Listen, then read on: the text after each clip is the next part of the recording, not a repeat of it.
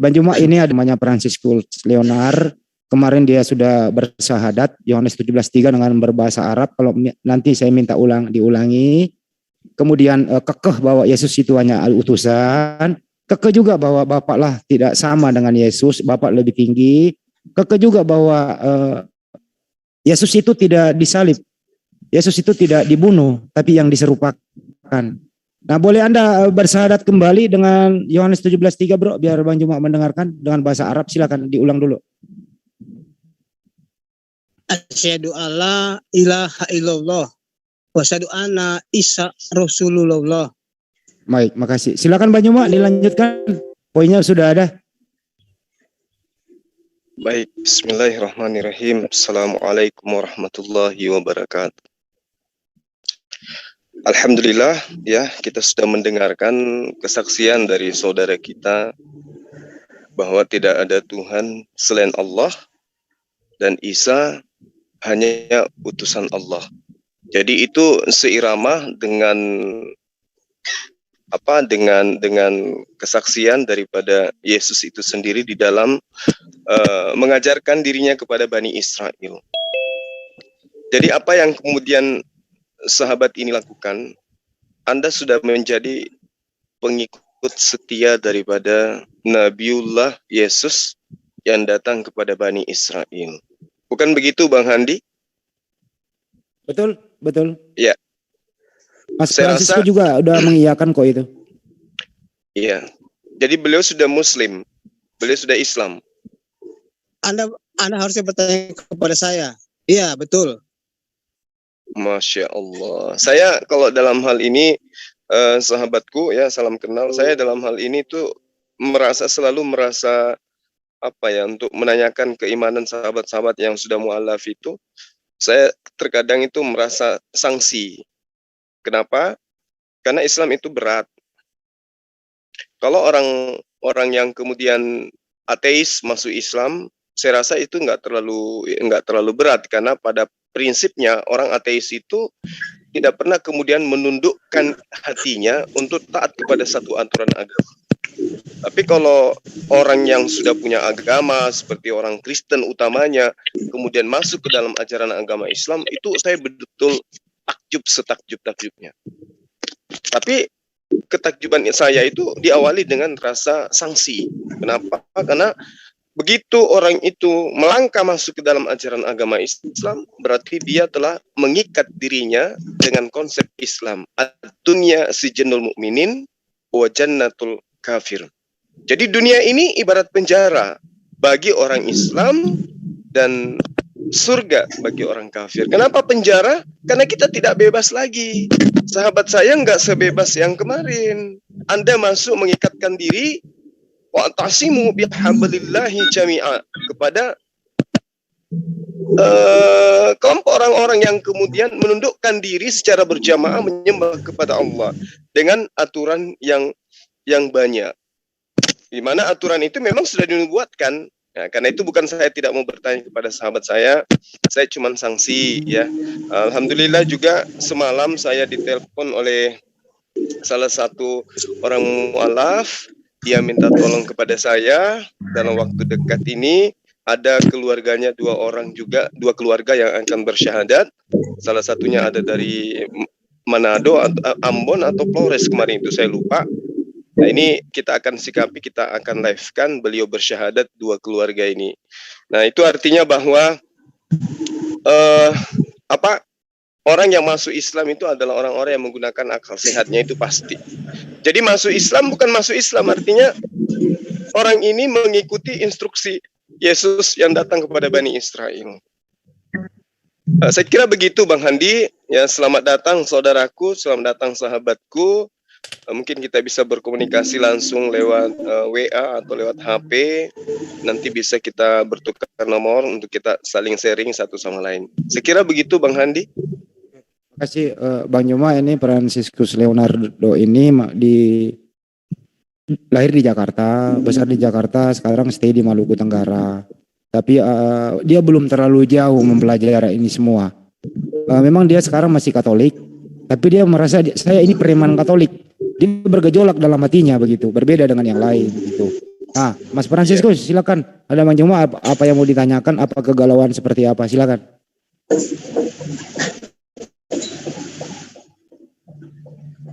Silakan, Bang.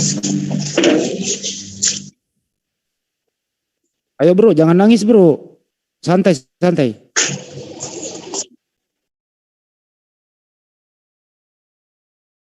Sulit untuk berkata-kata Franciscus ini. Udah lama saya kenal Bang Juma, teman kita ini.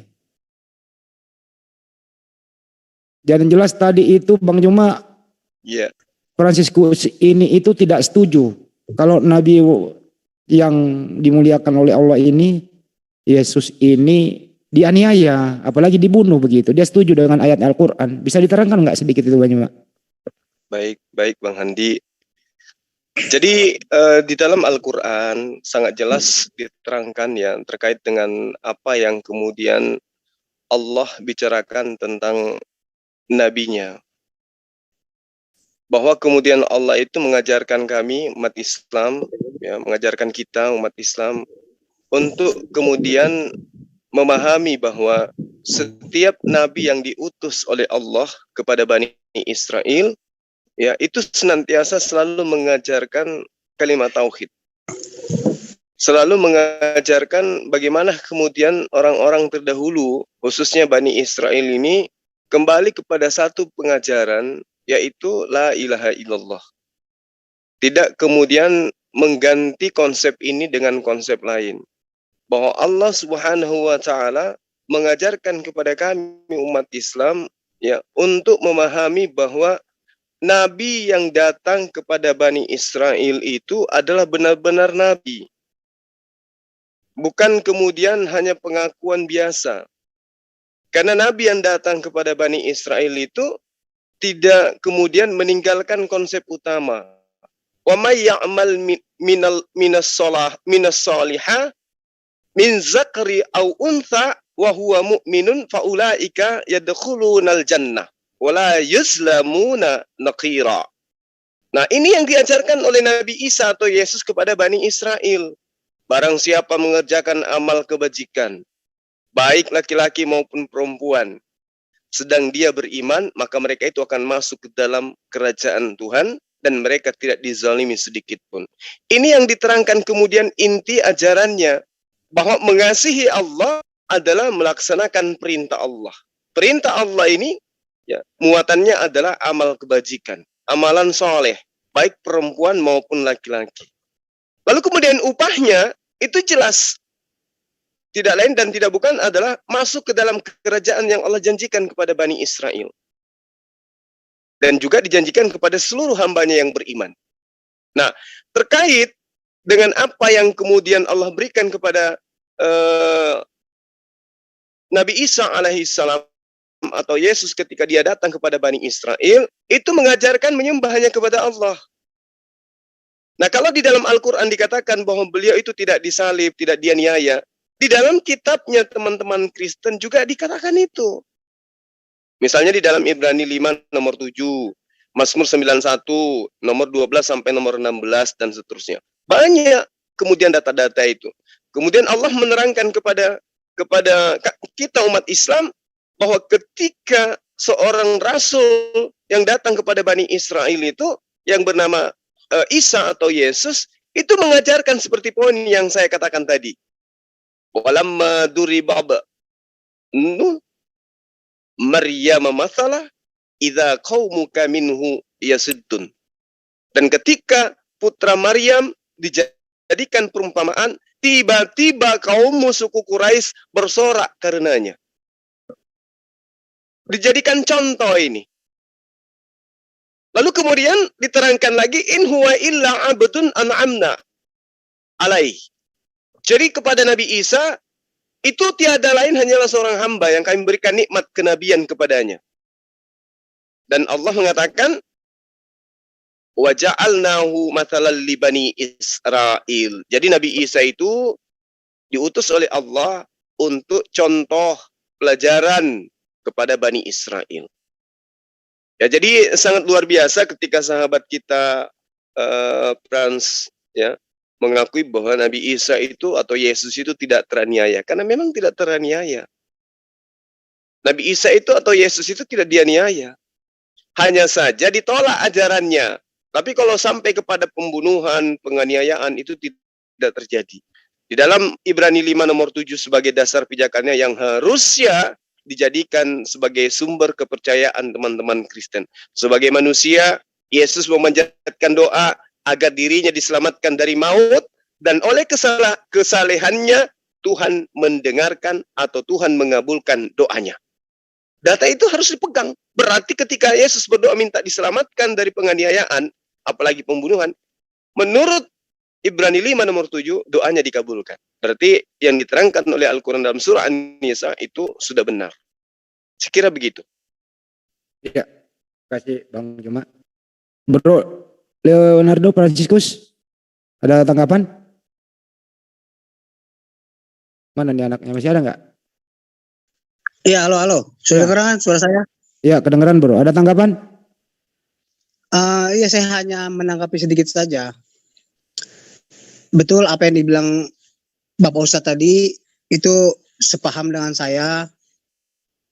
Dan saya tetap kekeh bahwa Yesus yang adalah Isa, dia tidak disalibkan. Karena dia menunjukkan dirinya, dia menggantikan peran yang telah bangkit, yang dari yang disalibkan. Karena kenyataannya yang disalibkan itu dia belum menyatakan dirinya datang dan menuntun umat percaya pada kehidupan kekal. Itu ada di dalam kitab Wahyu. Nah, itu aja, sekian. Dan saya akan tetap mengkolaborasikan Al-Quran dengan Alkitab pada satu tujuan. Bro, ini ada yang menuduh Anda bukan dari Katolik, Anda dari Mormon katanya. Bisa disanggah dulu sebelum ke Bang Juma? Terserah dia mau merangkapkan saya dari Mormon, bukan dari Katolik. Itu adalah penilaian dia atas dari apa yang telah saya katakan, dan itu adalah haknya dia berpendapat tentang diri saya. Saya tidak akan bilang apa-apa lagi tentang dia. Baik, tetap konsisten ya. Silakan Bang Juma ditanggapi. Oke, baik.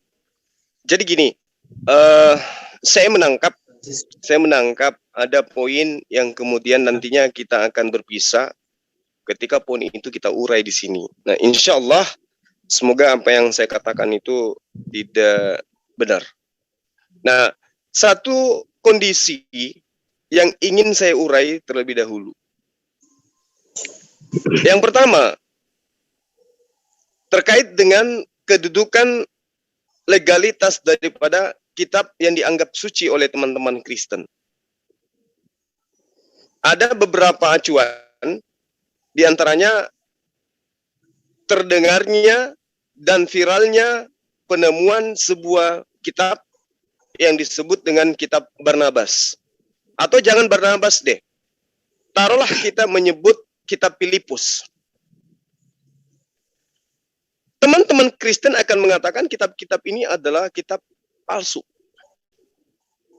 Nah, kalau ditanya, apa yang menjadi acuan kemudian mengatakan kitab Filipus itu palsu? Apa yang menjadi tolak ukur dan apa yang menjadi filternya? Dan siapa yang menentukan? Siapa yang punya kewenangan, yang punya hak, yang punya kuasa untuk menentukan itu? Dan apa kedudukannya di mata Yesus? Orang-orang yang menentukan ini palsu, ini asli. Contoh, saya kasih analisa sederhana. Di dalam Yohanes 14 nomor 9 sampai nomor 11. Yesus itu menyebut sebuah nama. Di situ dia terangkan tentang Filipus. Artinya secara akal sehat, kalau kita berbicara mengenai sumber-sumber kebenaran atau menerima sebuah pemberitaan dan menelaah pemberitaan itu sebagai kebenaran, itu harus tersusun. Kalau di dalam Islam disebut sanad. Yesus menyebut nama Filipus. Dan kalau kita lebih jauh mengkritisi atau mengambil analisa ilmiah, di dalam Kisah Para Rasul 8 nomor 26 sampai nomor 40, sangat terang di sana menceritakan tentang hal yang terkait dengan Filipus dan Yesus. Bisa dilihat bagaimana kemudian Sida dan Filipus itu diceritakan di dalam Kisah Para Rasul 8, 26 sampai nomor 40. Nah, di sini sangat terang.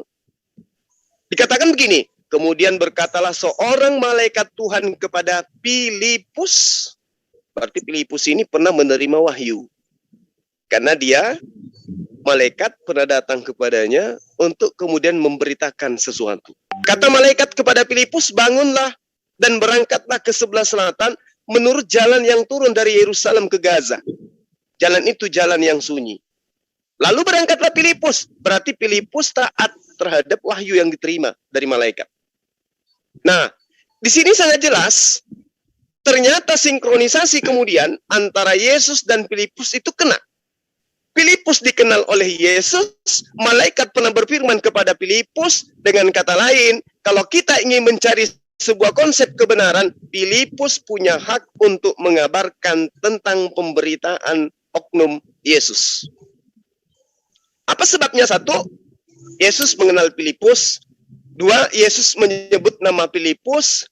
2, dikabarkan Filipus menerima wahyu. 3, Filipus ini seperjalanan dengan Yesus. Pertanyaannya kemudian, ketika ada sebuah kitab yang menerangkan tentang Yesus tidak disalib, bernama kitab Filipus, kitab Barnabas, kitab Thomas, kitab Maria, Nikodemus, dan seterusnya. Lalu kemudian kitab itu juga menceritakan Yesus nikah dan seterusnya. Lalu ada kitab ini, lalu ada kitab yang kemudian dikanon yang tidak menceritakan hal tersebut.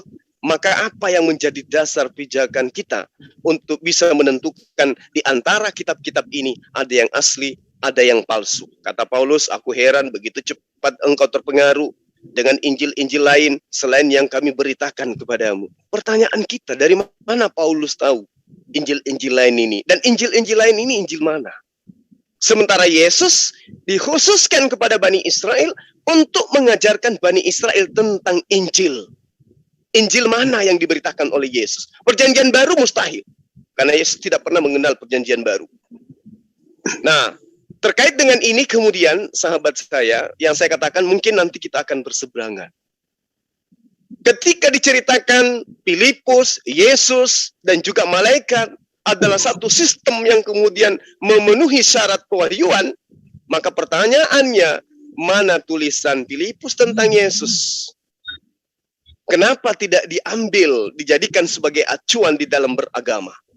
Kenapa dikatakan itu Injil palsu, apokrif? Padahal apokrif itu artinya yang disembunyikan. Bukan yang palsu, tapi disembunyikan, disimpan, diumpetin. Supaya tidak mempengaruhi jemaat. Bukan palsu itu. Sama dengan Barnabas.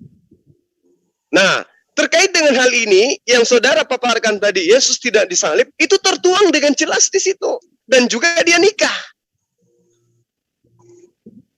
Sekarang kita ambil timbal baliknya. Lukas karyanya menjadi panutan, pedoman, jadi tempat duduk iman Kristen. Adakah Yesus pernah menyebut nama Lukas ini? Adakah pernah malaikat datang kepada Lukas ini? Begitu juga Paulus, begitu juga Markus. Dan kalau kita kritisi secara teliti lebih dalam, demikian juga Lewi, Matius, dan juga pengarang Yohanes. Tapi kita nggak usah terlalu jauh dulu. Kita masuk dulu ke Filipus dan juga Lukas. Lukas punya tulisan begitu tebal. Bahkan sampai Kisah Para Rasul pun dia yang menuliskan. Tidak ada yang salah tentang dia menulis, karena dia mengakui tulisannya dihasilkan dari hasil penyelidikan, bukan pewahyuan. Cuman yang jadi masalah, kenapa hasil penyelidikan dijadikan sebagai dasar pijakan beriman, sementara ada oknum yang disebut namanya Yesus yang pernah menerima wahyu, tapi tidak dianggap sebagai sebuah pewahyuan, malah dianggap itu adalah tulisan palsu. Nah, kembali kepada apa yang saya katakan tadi. Saya ingin bertanya kepada sahabat saya. Ketika sahabat saya mengatakan, Yesus tidak dianiaya, Yesus tidak disalib, Yesus tidak mati, dan seterusnya, yang ingin saya tanyakan, ketika Yesus berkata begini, masih banyak yang ingin aku ajarkan kepadamu, tapi engkau wahai Bani Israel ya, bahwa engkau wahai murid-muridku tidak akan sanggup menanggungnya untuk saat sekarang. Tetapi ketika ia datang, yaitu roh penolong lain, dialah yang akan mengajarkan segala sesuatunya tentang hukum-hukum, tentang keadilan, penginsapan dunia akan dosa. Terekam di dalam Yohanes 16 nomor 7 sampai nomor 15. Pertanyaan saya, siapa roh penolong, roh penghibur yang kelak misinya mengajarkan segala hukum-hukum, mengajarkan tentang keadilan dan pengisapan dunia akan dosa? Silakan sahabat saya. Kalau misalnya Mas Fransiskus belum ilmunya ke sana, nggak apa-apa kalau nggak bisa menjawab. Dibuka mute-nya dulu, Mas Bro. Tadi saya mute karena agak berisik. Iya, halo. Ya, silakan. Ya, baik, saya akan menjawabnya. Seperti yang saya bilang tadi pada Abang Handi, bahwa di dalam Injil itu Yesus itu ada dua pribadi. Siapa roh yang dimaksud yang Yesus katakan itu? Itulah namanya Yesus Kristus. Yesus Kristus yang disalibkan dan dia yang akan bangkit. Dia akan bangkit pada hari ketiga dan mengantar umat percaya Bani Israel khususnya pada waktu zaman itu masuk ke dalam kerajaan Allah dan hidup kekal. Itu yang pertama. Dan yang kedua, Yesus yang adalah Isa dalam hal ini di dalam Injil berbahasa Indonesia. Saya memahami Injil berbahasa Indonesia. Itu dia menggantikan peranan kebangkitan itu. Selama Yesus Kristus belum menyatakan dirinya untuk datang dan menghantar umat percaya pada kehidupan kekal. Itu tertuang dalam kitab Wahyu, di mana Yohanes menantikan kedatangan Yesus di Pulau Patmos. Pulau Patmos itu dia bersama Mikael yang Yesus terangkat ke surga. Yesus terangkat ke surga. Di mana Yesus terangkat ke surga? Di Pulau Patmos itulah mereka berada. Dialah Mikael. Lalu di situ dikatakan Yesus mengatakan kepada umat Efesus mengatakan bahwa barang siapa bertelinga hendaklah ia mendengar apa yang dikatakan Roh kepada jemaat-jemaat. Dalam hal ini Yesus pun mengambil alih, bukan mengambil alih, maksudnya menggantikan peranan Roh itu dalam kuasa kebangkitan. Dalam Lukas berapa itu saya lupa, Yesus mengatakan, perkataanku adalah roh dan kebenaran. Jadi dia sementara Yesus Kristus belum menyatakan dirinya untuk mengantar manusia kepada kehidupan kekal, dia perkataannya adalah roh dan kebangkitan itu, dan hidup. Perkataanku adalah roh dan hidup. Siapa roh yang dimaksud itu? Ya itu roh kebenaran itu yang menggantikan pengajaran Yesus, bukan menggantikan, melanjutkan pengajaran Yesus kepada murid-muridnya sampai dia wafat disalib dan dia belum menyatakan dirinya untuk mengantar umat percaya pada kehidupan kekal. Itu. Lalu mengenai Injil Filipus dan Barnabas dan lain-lain, saya belum melihat kebenaran itu dalam pemberitaannya, tapi menurut Injil yang Bapak Ustadz bilang tadi itu semua benar. Benar semua, tidak ada yang salah. Tapi saya tidak tahu Filipus itu punya kitab atau tidak, saya tidak tahu, dan sudah dikatakan oleh Bapak Ustadz tadi, dan saya bukan menyetujui, dan saya mengiyakan bahwa apa yang Bapak Ustadz bilang tadi itu benar tentang Yesus dan Filipus, tentang Yesus menerima wahyu dari malaikat, dan itu semua benar. Dan saya hanya menambahkan Yohanes dalam Wahyu itu di Kisah Para Rasul, Yohanes berpisah dengan Petrus dan Barnabas. Mereka berpisah, lalu Yohanes kembali ke Yerusalem. Setelah dari Yerusalem tidak disebutkan kemana lagi.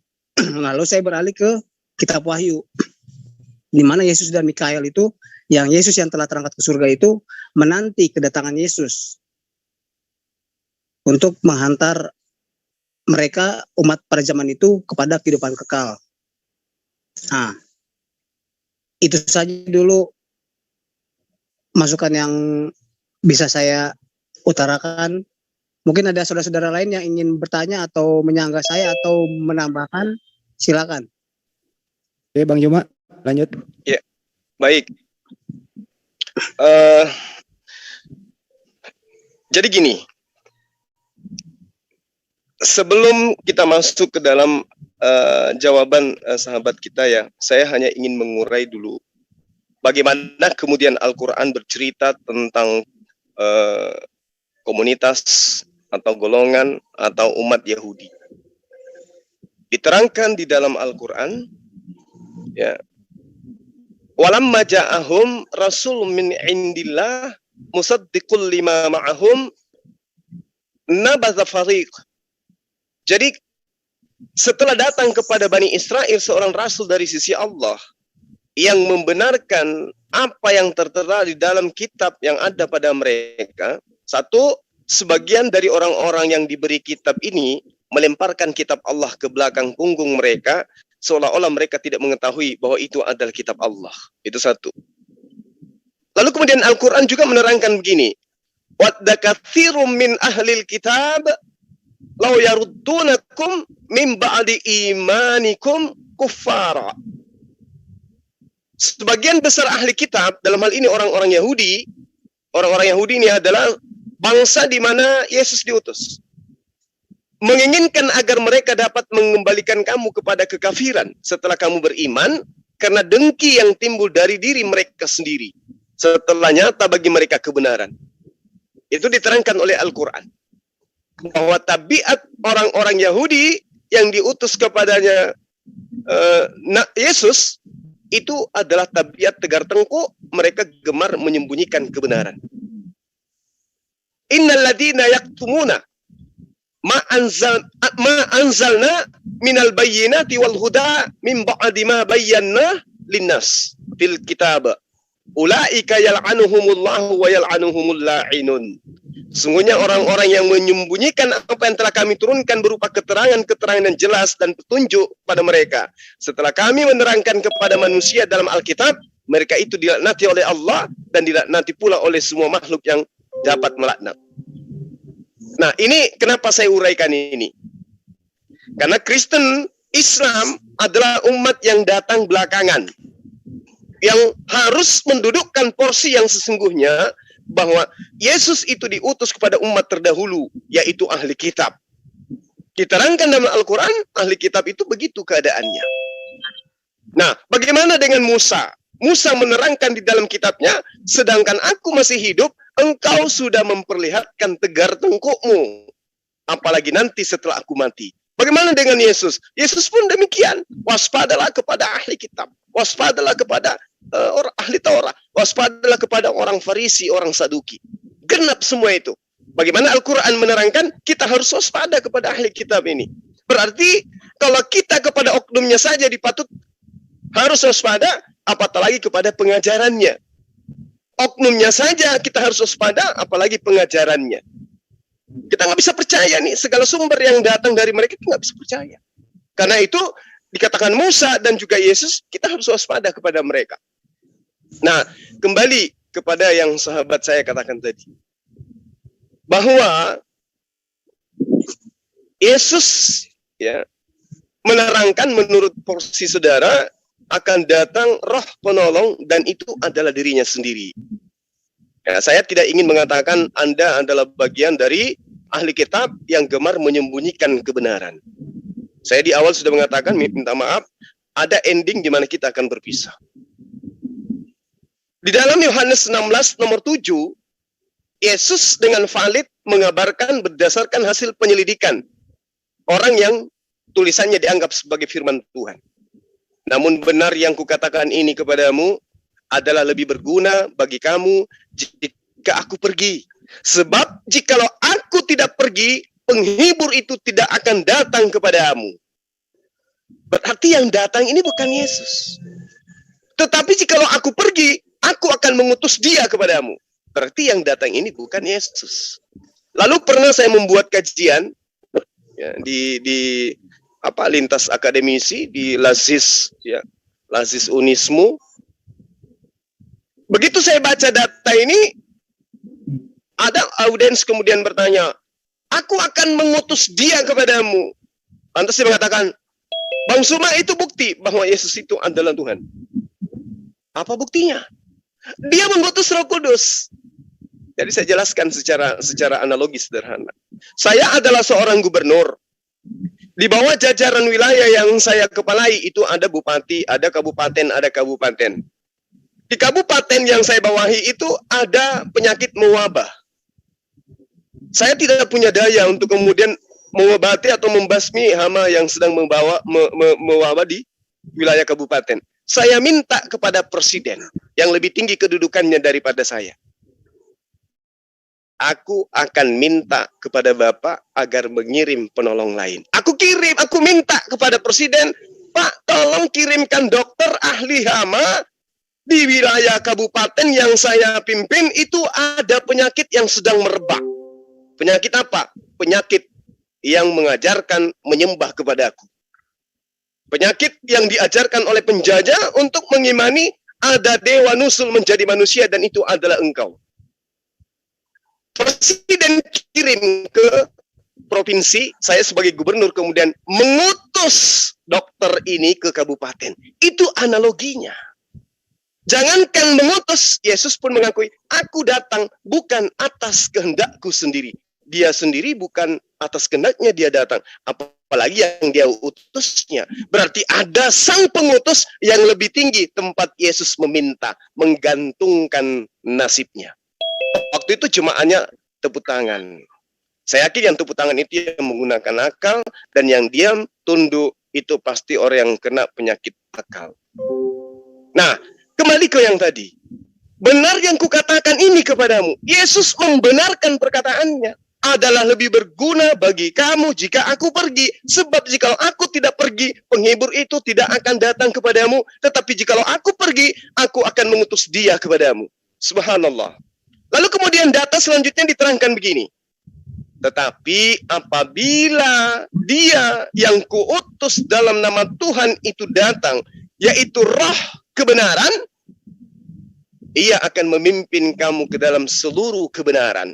Sebab ia tidak akan berkata-kata dari dirinya sendiri. Poinnya, sebab dia roh kebenaran itu tidak akan berkata-kata dari dirinya sendiri. Berarti dia bukan oknum roh. Kenapa dikatakan roh? Karena oknum yang datang kelak ini masih dalam bentukan gaib. Belum berbentuk jasmani. Maka dikatakan roh kebenaran. Belum ada orang ini. Dia masih berbentuk roh. Dia masih ada di alam roh. Dia belum eksis. Dia masih di dalam wilayah praeksistensi sebagai utusan. Yaitu roh kebenaran. Dan ini juga bisa dilihat di dalam 1 Yohanes ya. 1 Yohanes 4 kalau nggak salah. Kalau di sini ada guru saya lupa dalilnya.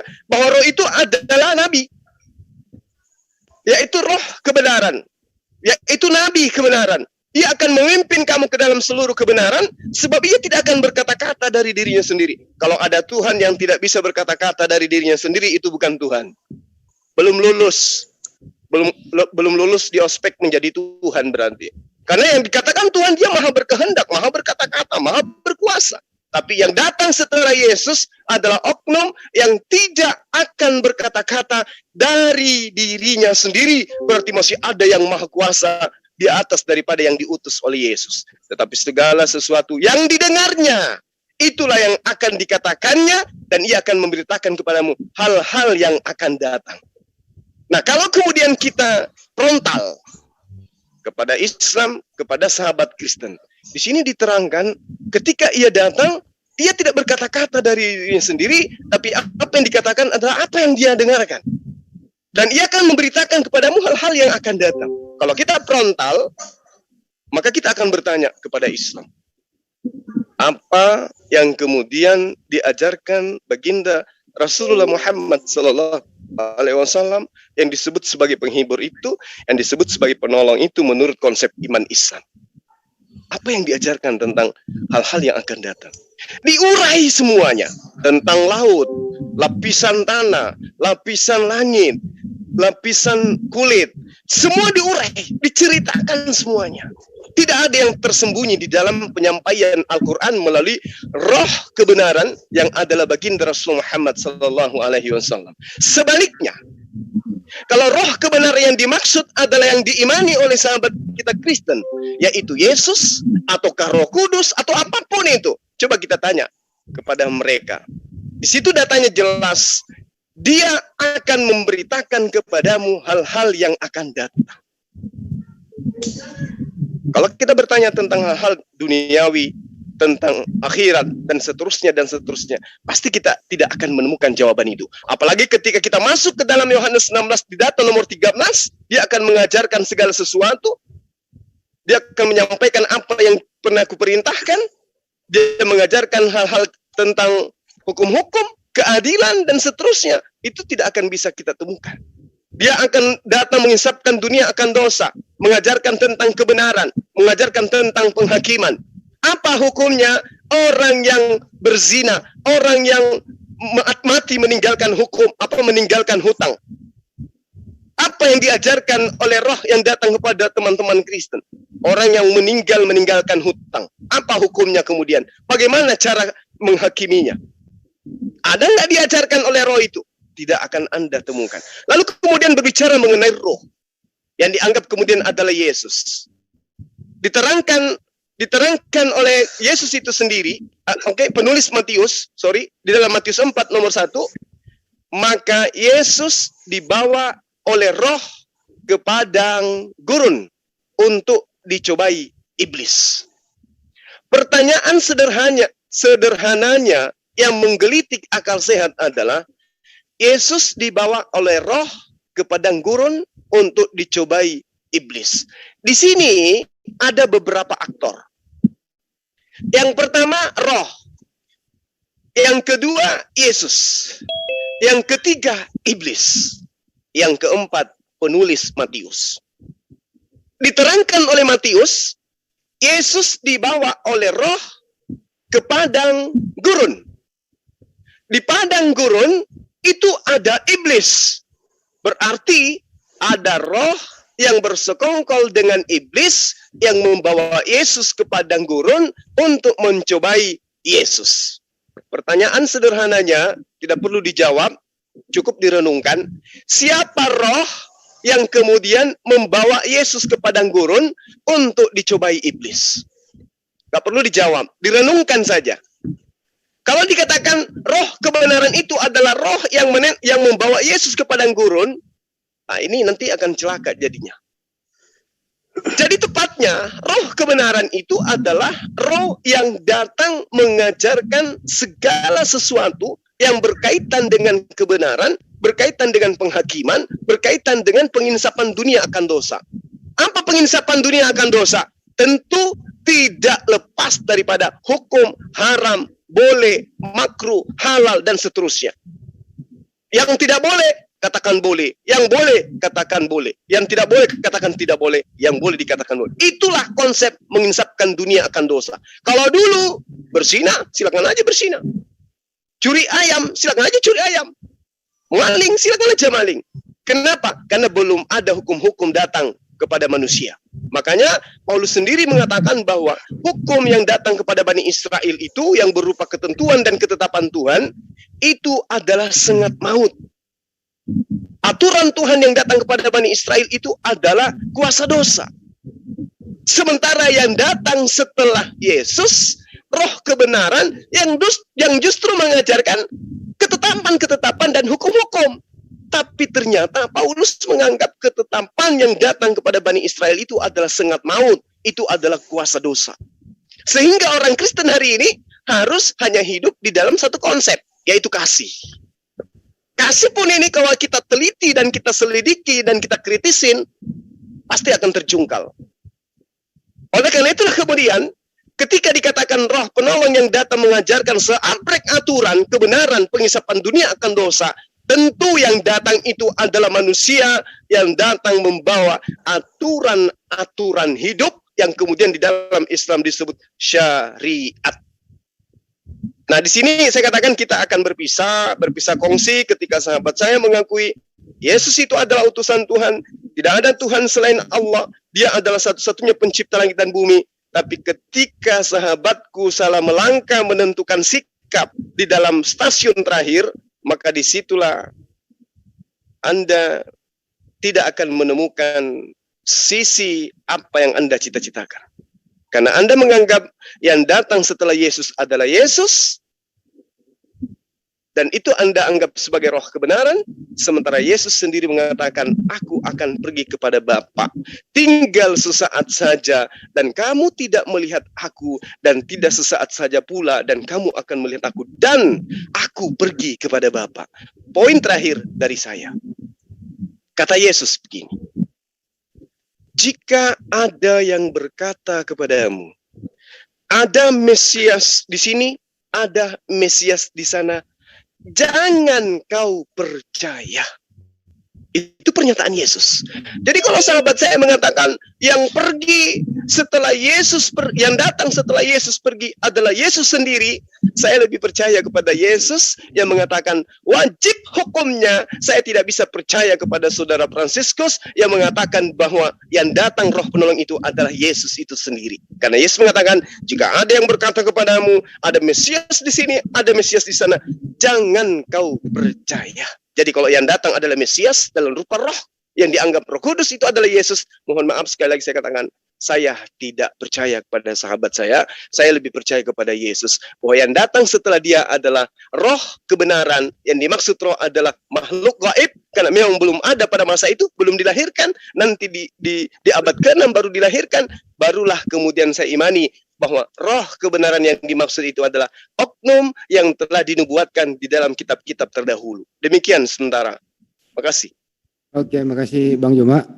Mas Fransiskus ada tanggapan? Halo Bro. Iya. Iya. Ada. Silakan ditanggapi atau ada yang lain, nggak apa-apa. Bebas. Tidak. Berhubung saya baterainya melemah dan waktu saya sempit, oke, saya akan langsung saja kepada Pak Ustadz Bang Zuma bahwa saya menyangka bahwa roh kebenaran itu adalah Islam, bahwa roh kebenaran itu adalah Muhammad yang menetapkan aturan-aturan dalam syariat Islam.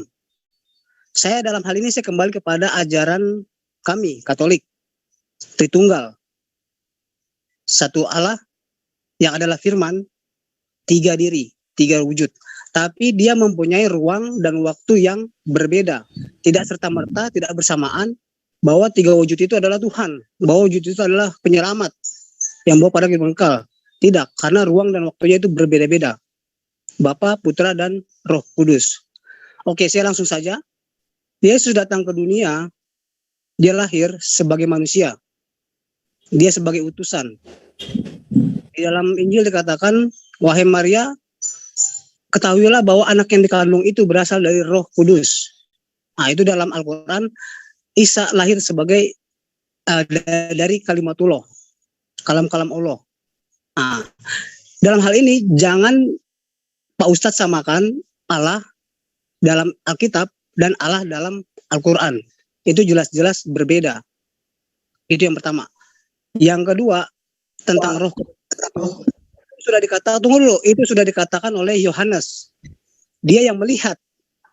Dia yang melihat roh itu, dia yang menyaksikan roh itu, dan dia yang menyatakan dalam Injil Yohanes pasal 1 ayat 30 sampai 34.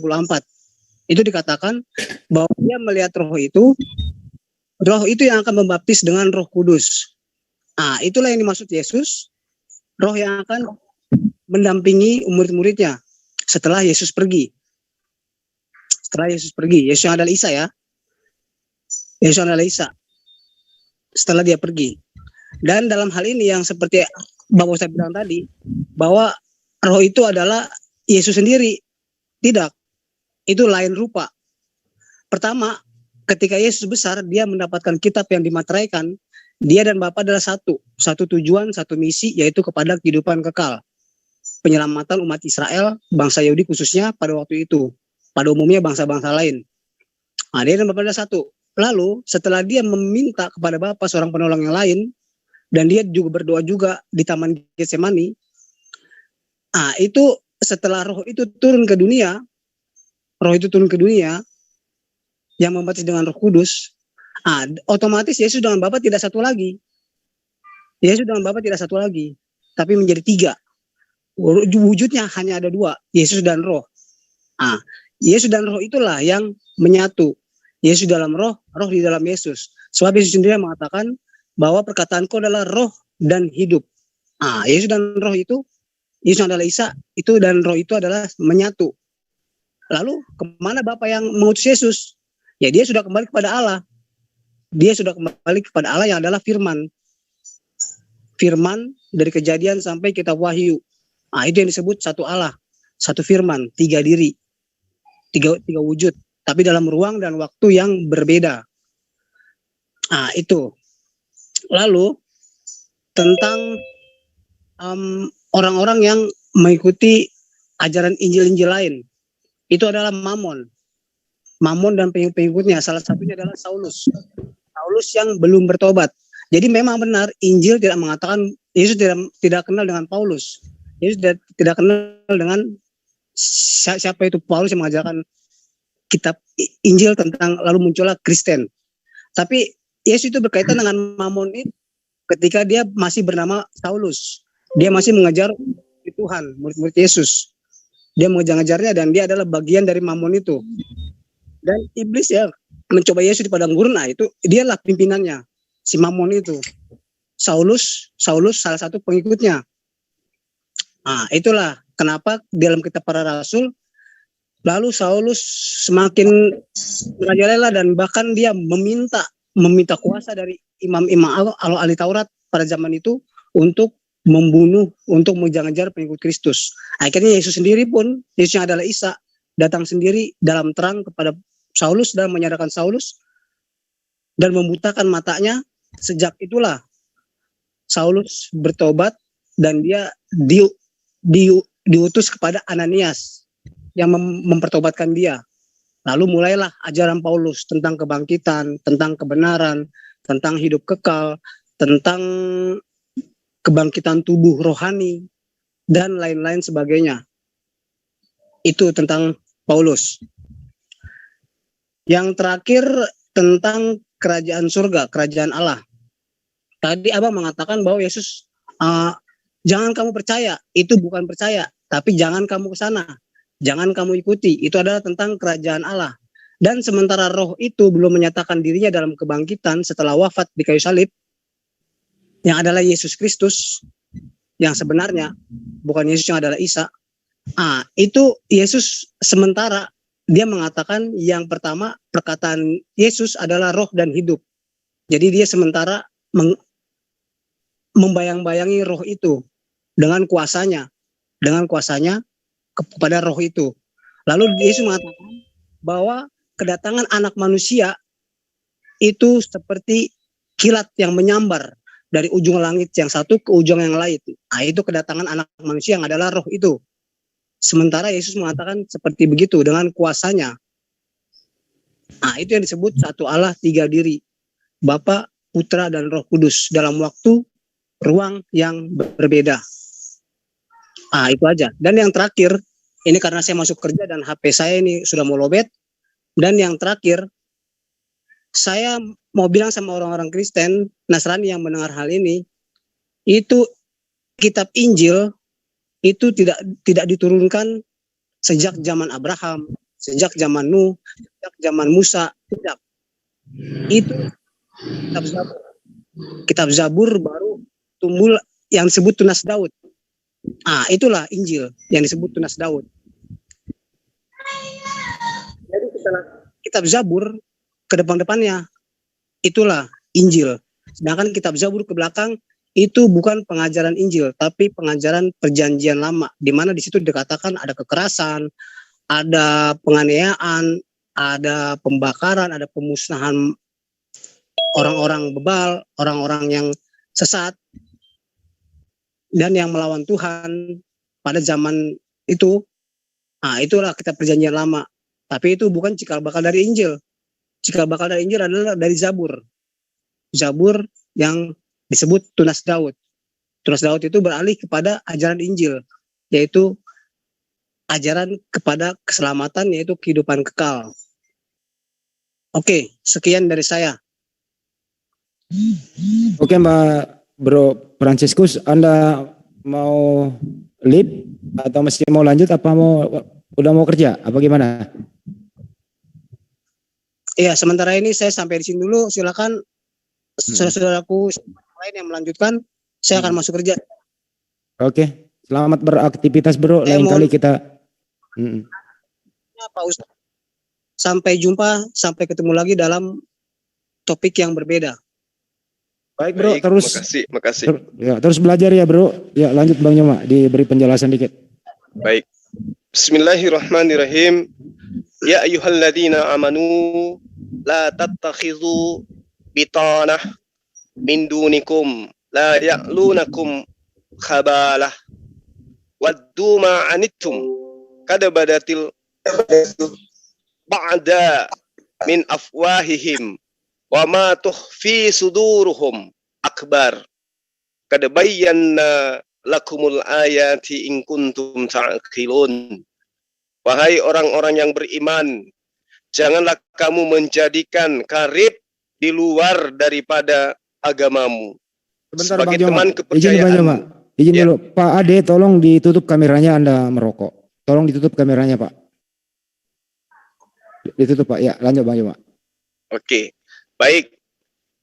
Jadi gini, sahabat-sahabat sekalian, di awal tadi saya sudah membaca ya bahwa kita akan terpisah di poin selanjutnya, dan itu terbukti benar. Di dalam kitabnya sahabat Yudaism diterangkan ketika Allah itu menceritakan akan diutusnya sosok nabi yang sama seperti Musa. Wehaya hais aser lo yismael dabarai aser yedaber bismi anoki. Di sini sangat jelas bahwa yang datang kemudian sama seperti Musa, itulah yang dirangkai oleh Yesus di dalam nubuatannya Yohanes 16 yang tadi. Apa itu? Bahwa roh kebenaran ini ketika dia menyampaikan sebuah kalimat, sebuah pernyataan, dia mengatakan debarai yedaber bismi anoki. Dia akan mengatasnamakan Allah. Setiap penyampaian yang disampaikan itu akan diawali dengan nama Allah. Itu yang diterangkan kemudian tentang nubuatan sosok Nabi yang datang setelah Yesus. Yang sama seperti Musa. Loh, kok setelah Yesus Bang Suma? Jelas. Karena Nabi yang datang seperti Musa ini akan membawa syariat. Membawa hukum-hukum baru. Akan membawa umatnya dari perbudakan kejahiliaan. Ini oknum. Oknum mana selain baginda Rasulullah Muhammad sallallahu alaihi wasallam yang kemudian menjabarkan apa yang diterangkan di dalam kitabnya Bani Israel. Aser lo yismael debarei, aser yedaber bismi anoki. Sosok Nabi yang datang ketika dia berkata, dia akan mengucapkan perkataan itu berdasarkan atas namaku. Orang yang tidak mendengarkan segala firmanku yang diucapkan Nabi itu demi namaku, daripadanya akan kutuntut pertanggungjawaban. Kisah para Rasul 3 nomor 22 sampai nomor 26 jelas menerangkan. Tidakkah di dalam kitabnya Nabi Musa diterangkan Allah akan mengutus seorang Nabi yang sama seperti Musa. Barang siapa yang tidak mendengarkan perkataan Nabi itu, maka dia akan dibasmi dari umat kita. Dan Nabi itu kepadanya akan menaklukkan bangsa-bangsa. Ayo, mari kita duduk, rileks sambil ngopi. Yang merokok silakan asap-asap. Tanya kepada akal sehat kita nih sekarang. Siapa Nabi yang kemudian mampu menaklukkan bangsa-bangsa?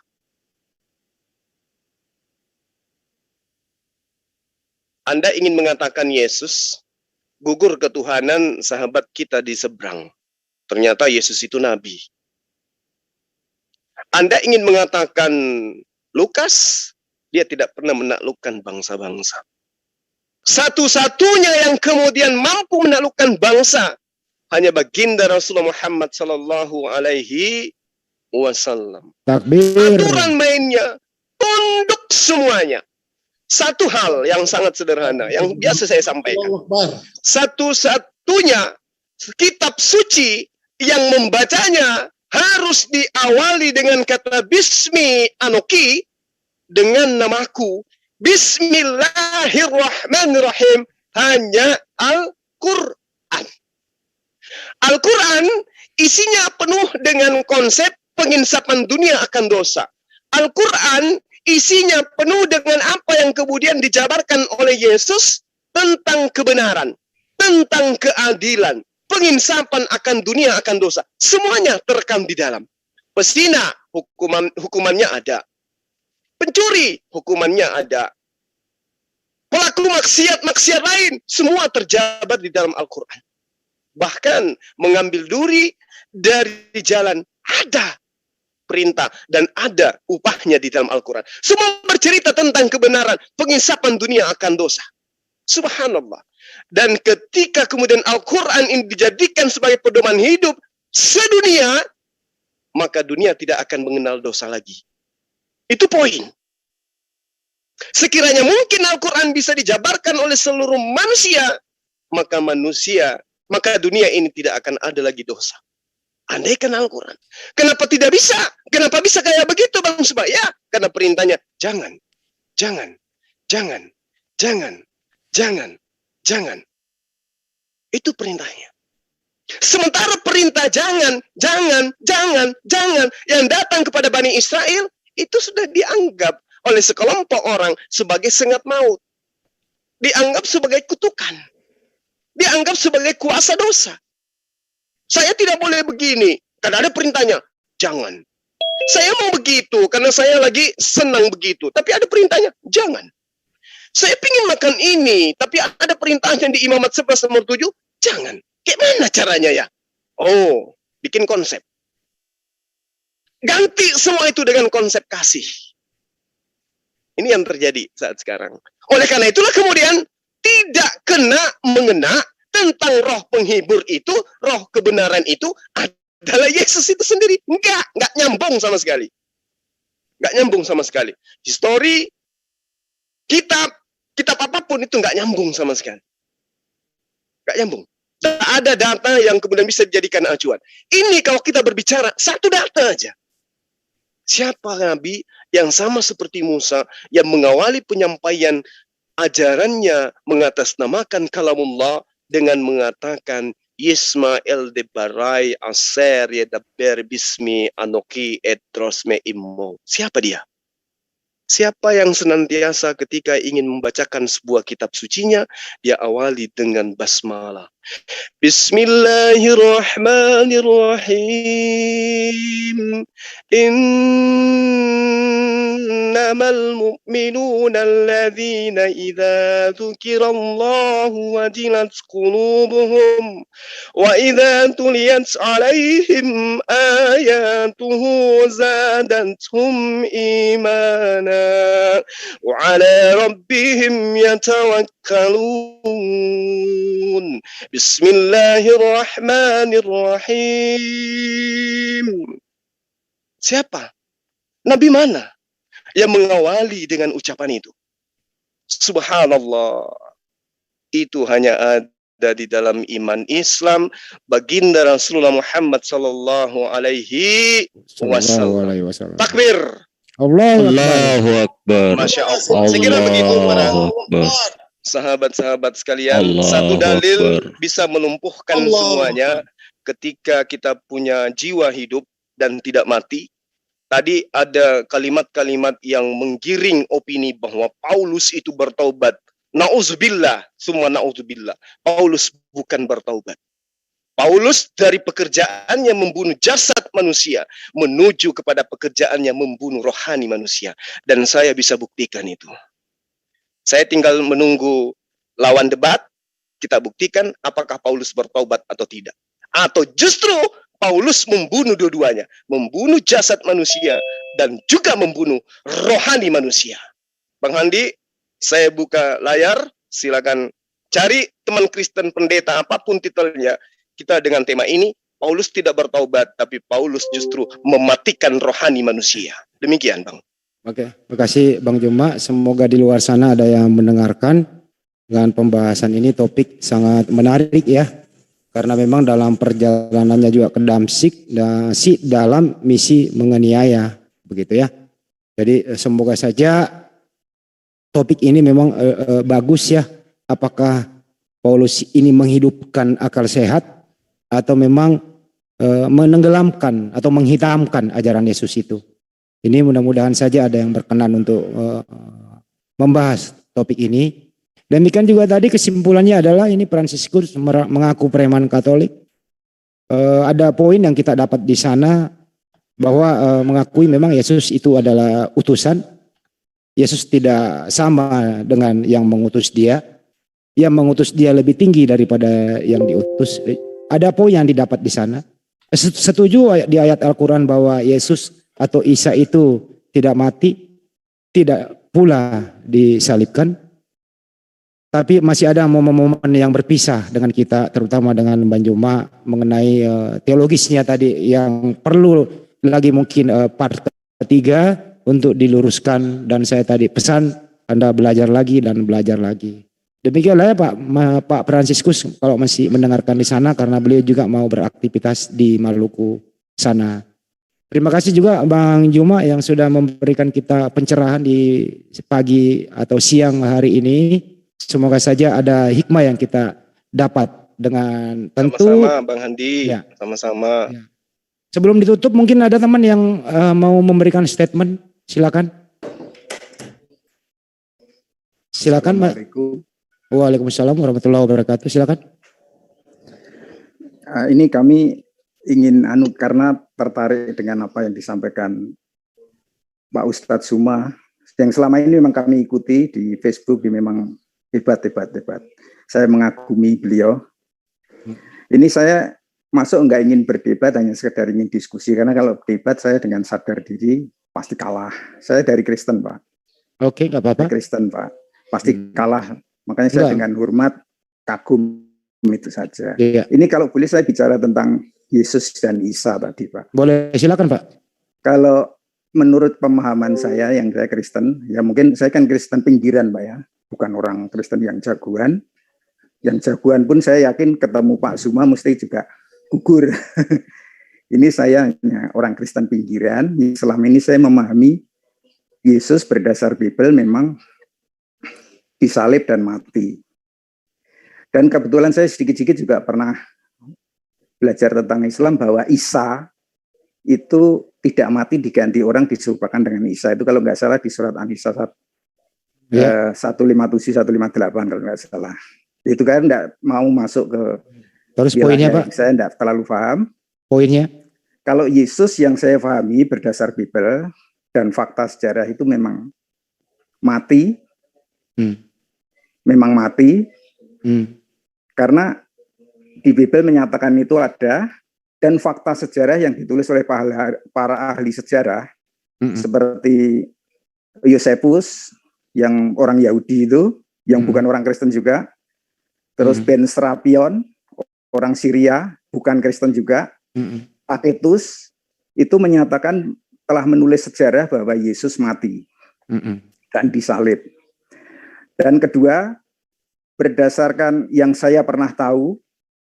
Satu poin dulu aja kali Pak, biar fokus di situ. Kain kafannya ada Pak, berarti kan benar-benar mati. Kain kafannya sampai sekarang masih ada tersimpan di Turino Pak. Baik. Saya foto-fotonya ada itu. Ya itu saya sementara itu saja dulu. Baik, jadi Anda tetap kekeh Yesus itu mati ya dan disalib ya. Berdasar Bible Pak. Oke, berdasar Bible. Oke, baik. Sejarah ya.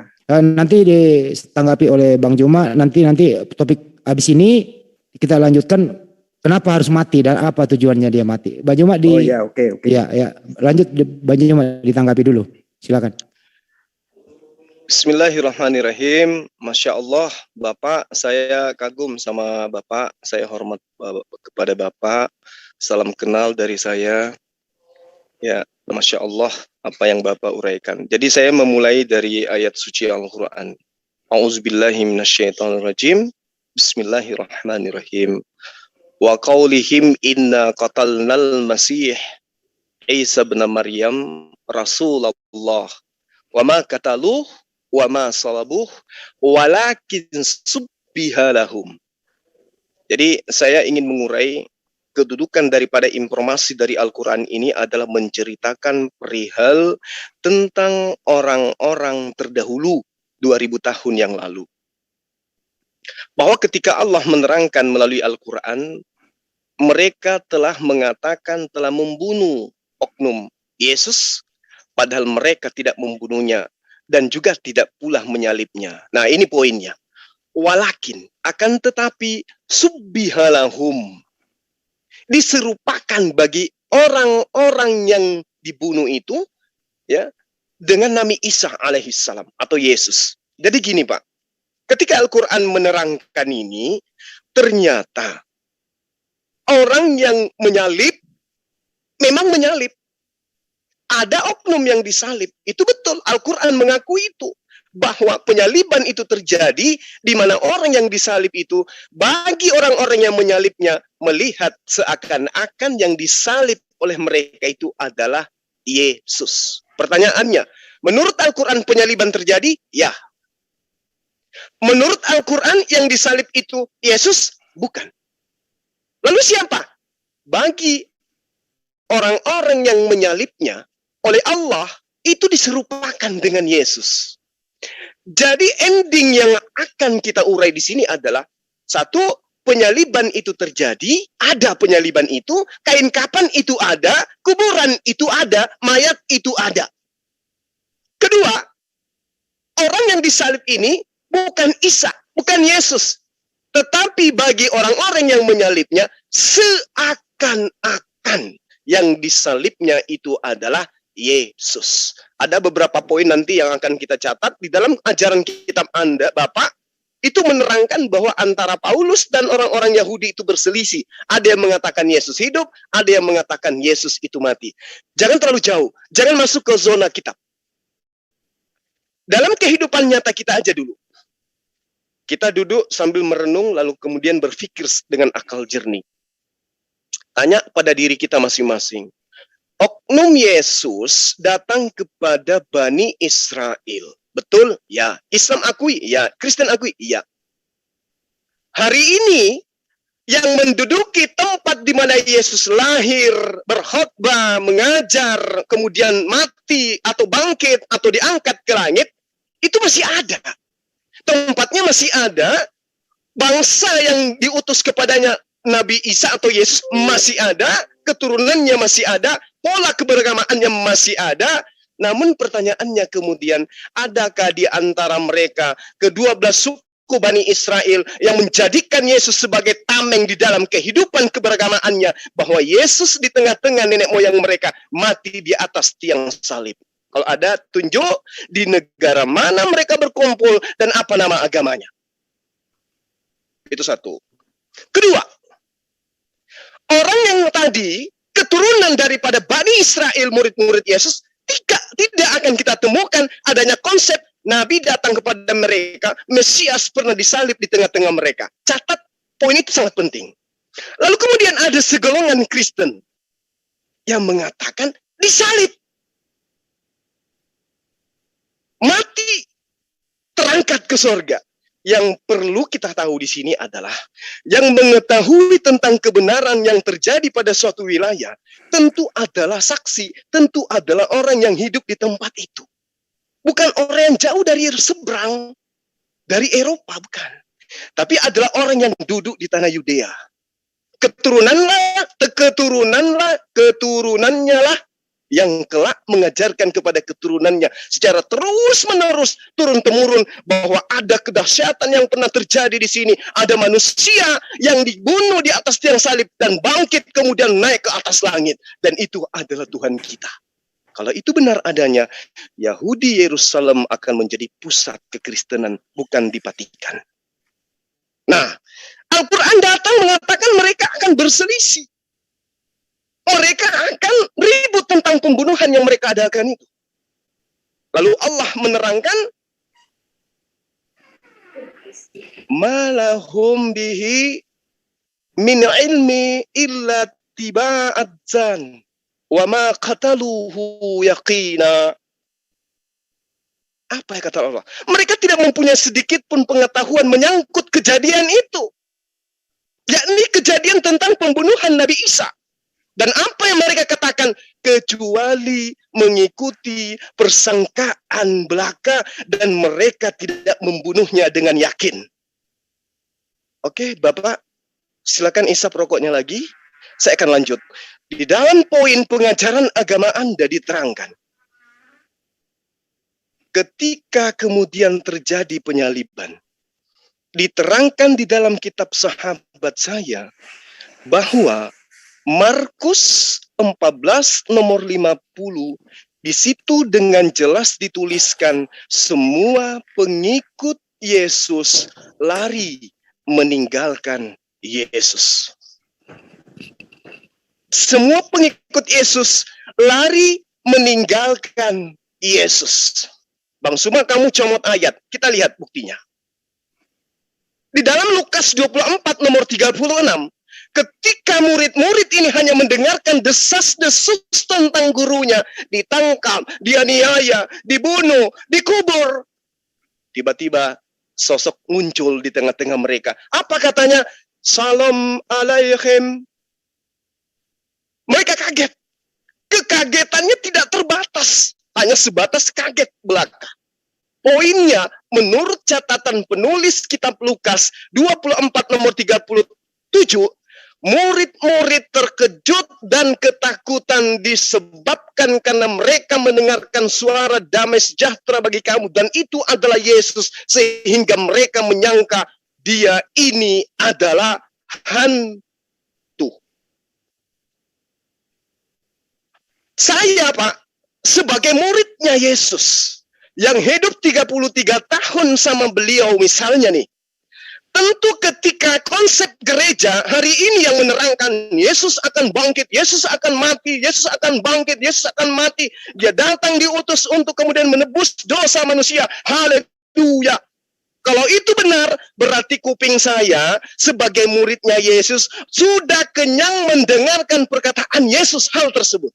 Kalau siang malam dia katakan, jangan khawatir, jangan takut, jangan ini dan itu. Sebab walaupun aku mati, aku bangkit pada hari ketiga, coy. Jangan takut, jangan gentar. Tapi dua poin ini membuat saya kecewa, Bapak. Pertama, ketika Yesus ditangkap, semua pengikutnya lari meninggalkan Yesus. Markus 14:50. Berarti jika benar Yesus itu menceritakan bahwa dia akan bangkit, murid-murid ini yang lari meninggalkan Yesus adalah murid munafik, murid palsu, murid yang tidak percaya kepada gurunya. Kenapa kau melarikan diri? Bukankah aku sudah mengajarkan bahwa aku akan bangkit pada hari ketiga? Tunggu, saksikan dan lihat, aku akan buktikan aku bangkit. Tapi apa yang terjadi?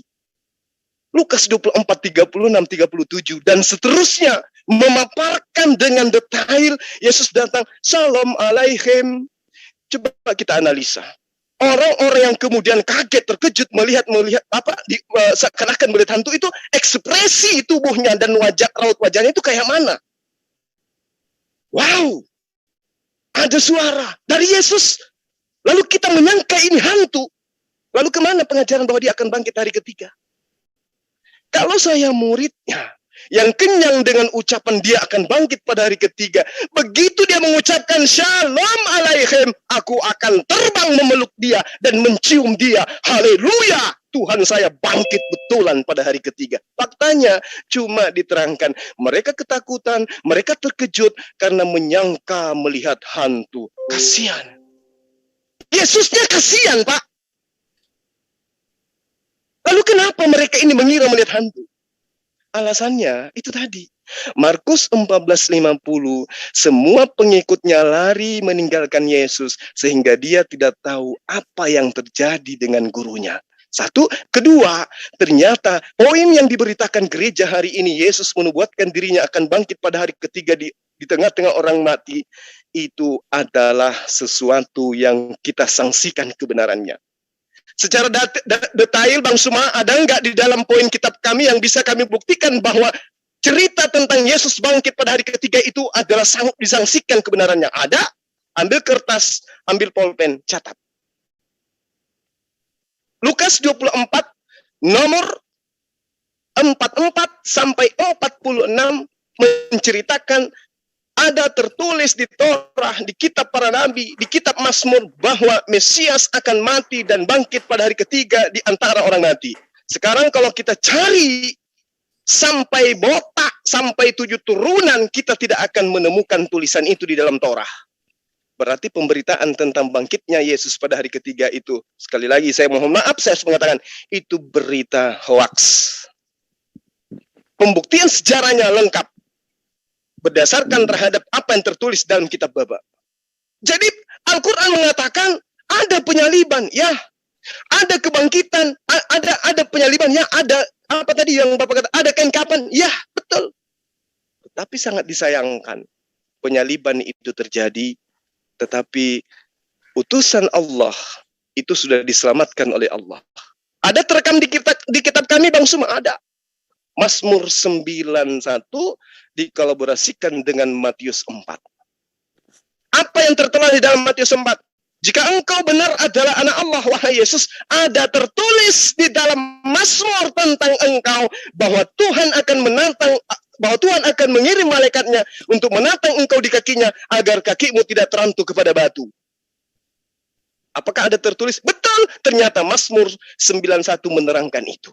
Jadi jangankan dibunuh, terantuk batu saja Allah tidak izinkan terjadi kepada Yesus. Subhanallah.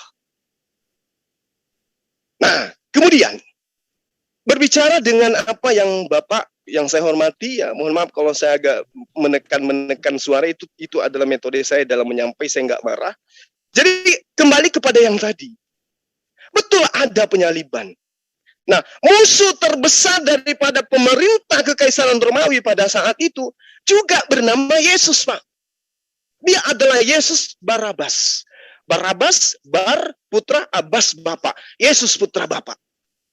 Ini adalah penjahat nasionalis bagi pemerintahan Romawi.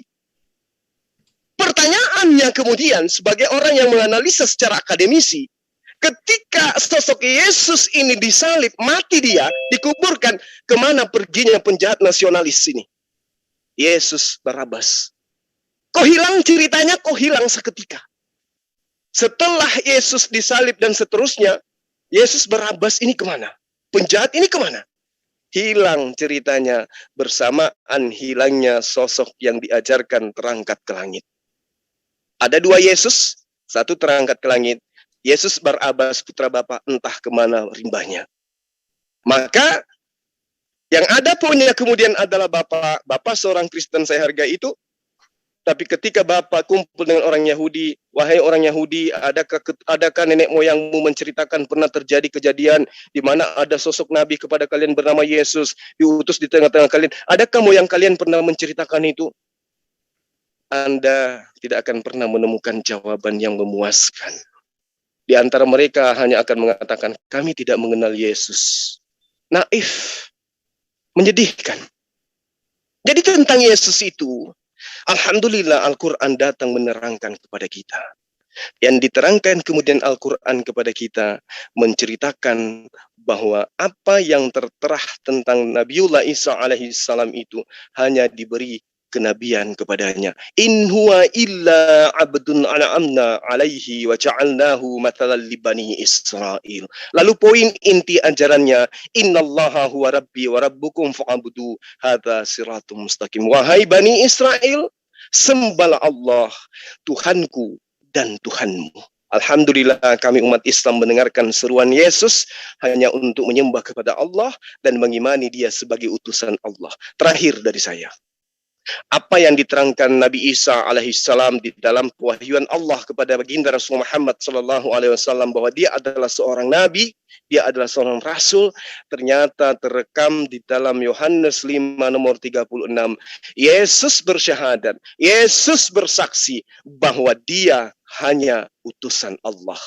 Di luar daripada kesaksian Yesus, saya berlepas diri, saya tidak bertanggung jawab, silakan Anda mempertanggungjawabkan diri Anda masing-masing di hadapan Allah Qadir Rabbal Jalil bahwa Anda mengimani Yesus sebagai A, Yesus sebagai B. Tapi saya hanya ingin mengatakan Yesus bersaksi tentang dirinya. Dan kesaksian Yesus itu saya aminkan bahwa dia adalah utusan Allah. Di luar daripada kesaksian itu, saya berlepas tangan. Yohanes 5 nomor 36, aku, Bapa, mengutus aku. Itulah kesaksianku yang lebih penting dari kesaksian Yohanes. Silakan Bang Handi, terima kasih Bapak yang tadi ya salam kenal dari saya. Oke, makasih Bang Juma. Kembali ke Mas Jati Diri, silakan ada yang mau ditanggapi? Terima kasih atas kisah panjang lebar yang diceritakan oleh Ustadz Zuma yang memang saya kagumi selama ini. Saya mohon maaf karena saya mungkin tidak sehebat Bang Ustadz Zuma, karena saya hanya orang rendahan ya. Mungkin pengetahuan dan verbal saya tidak sehebat Ustadz Zuma, tapi saya kagum lah. Kalau boleh saya menanggapi, jadi Yosefus, seorang penulis sejarah itu orang Yahudi, Ustadz Zuma. Jadi itu salah satu penulis sejarah orang Yahudi yang bukan Kristen, dan dia menulis membenarkan bahwa pernah terjadi orang yang namanya Yesus disalib dan wafat. Itu sudah. Kalau bangsa Syria, Ben Serapion, yang kebetulan juga bukan orang Kristen, dia juga ahli sejarah yang menulis itu juga. Dan orang Romawi, Taketus, dan lain-lain masih banyak sekali. Kalau Ustadz Zuma pengen perso, pengen tahu ya, panjenengan bisa buka aja sejarah Yosefus tentang penulisan itu, atau Ben Serapion ada itu.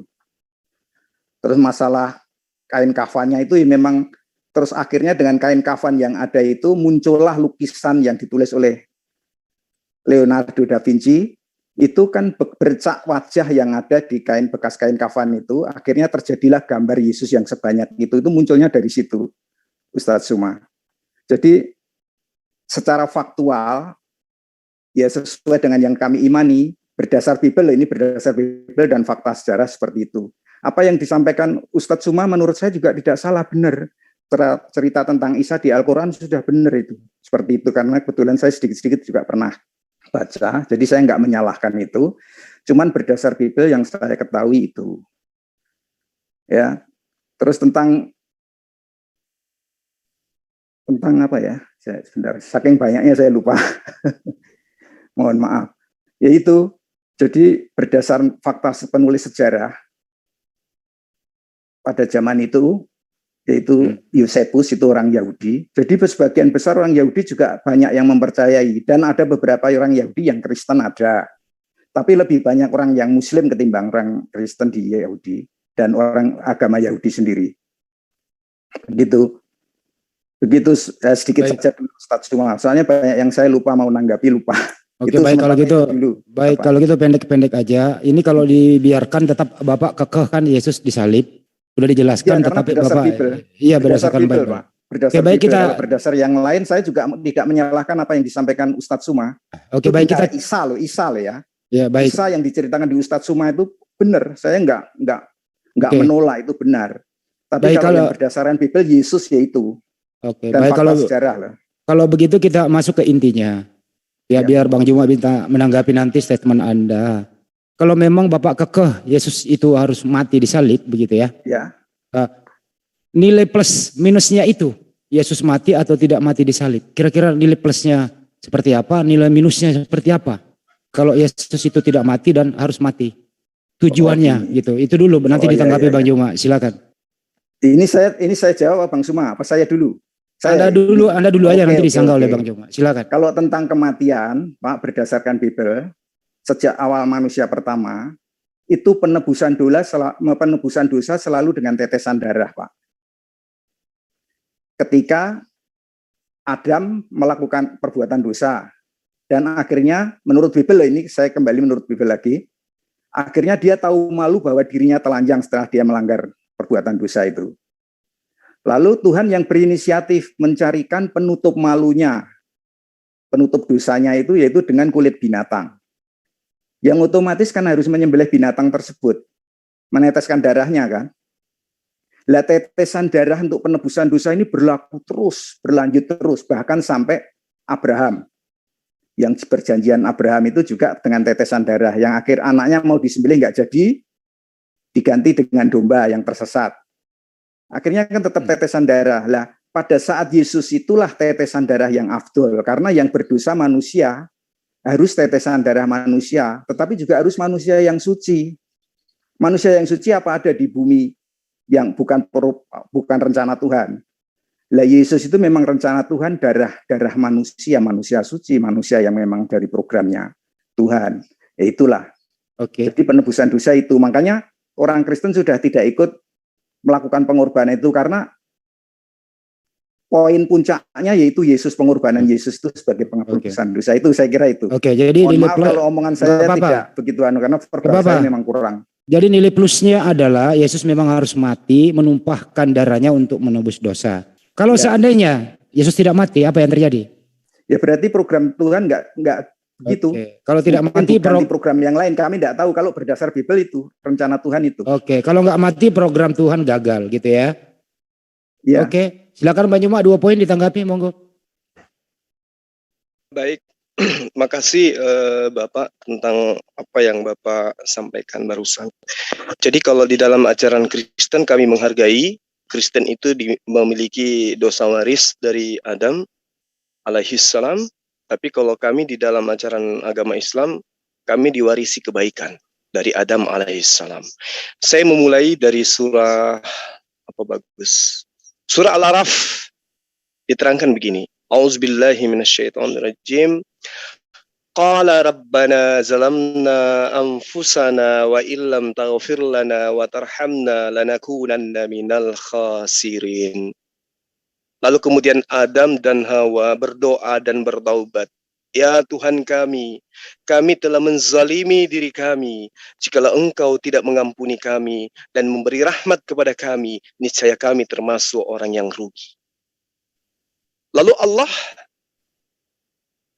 menerangkan bahwa fatalaqqa Adamu min rabbih kalimatin fataba alaihi innahu huwat tawwabur rahim. Adam menerima beberapa kalimat dari Tuhannya, lalu kemudian Allah menerima taubat daripada Adam. Innahu huwat tawwabur rahim. Sungguh Allah Maha penerima taubat dan penyayang. Ini baru disebut Tuhan Maha Kasih. Ini baru Tuhan Maha Kasih.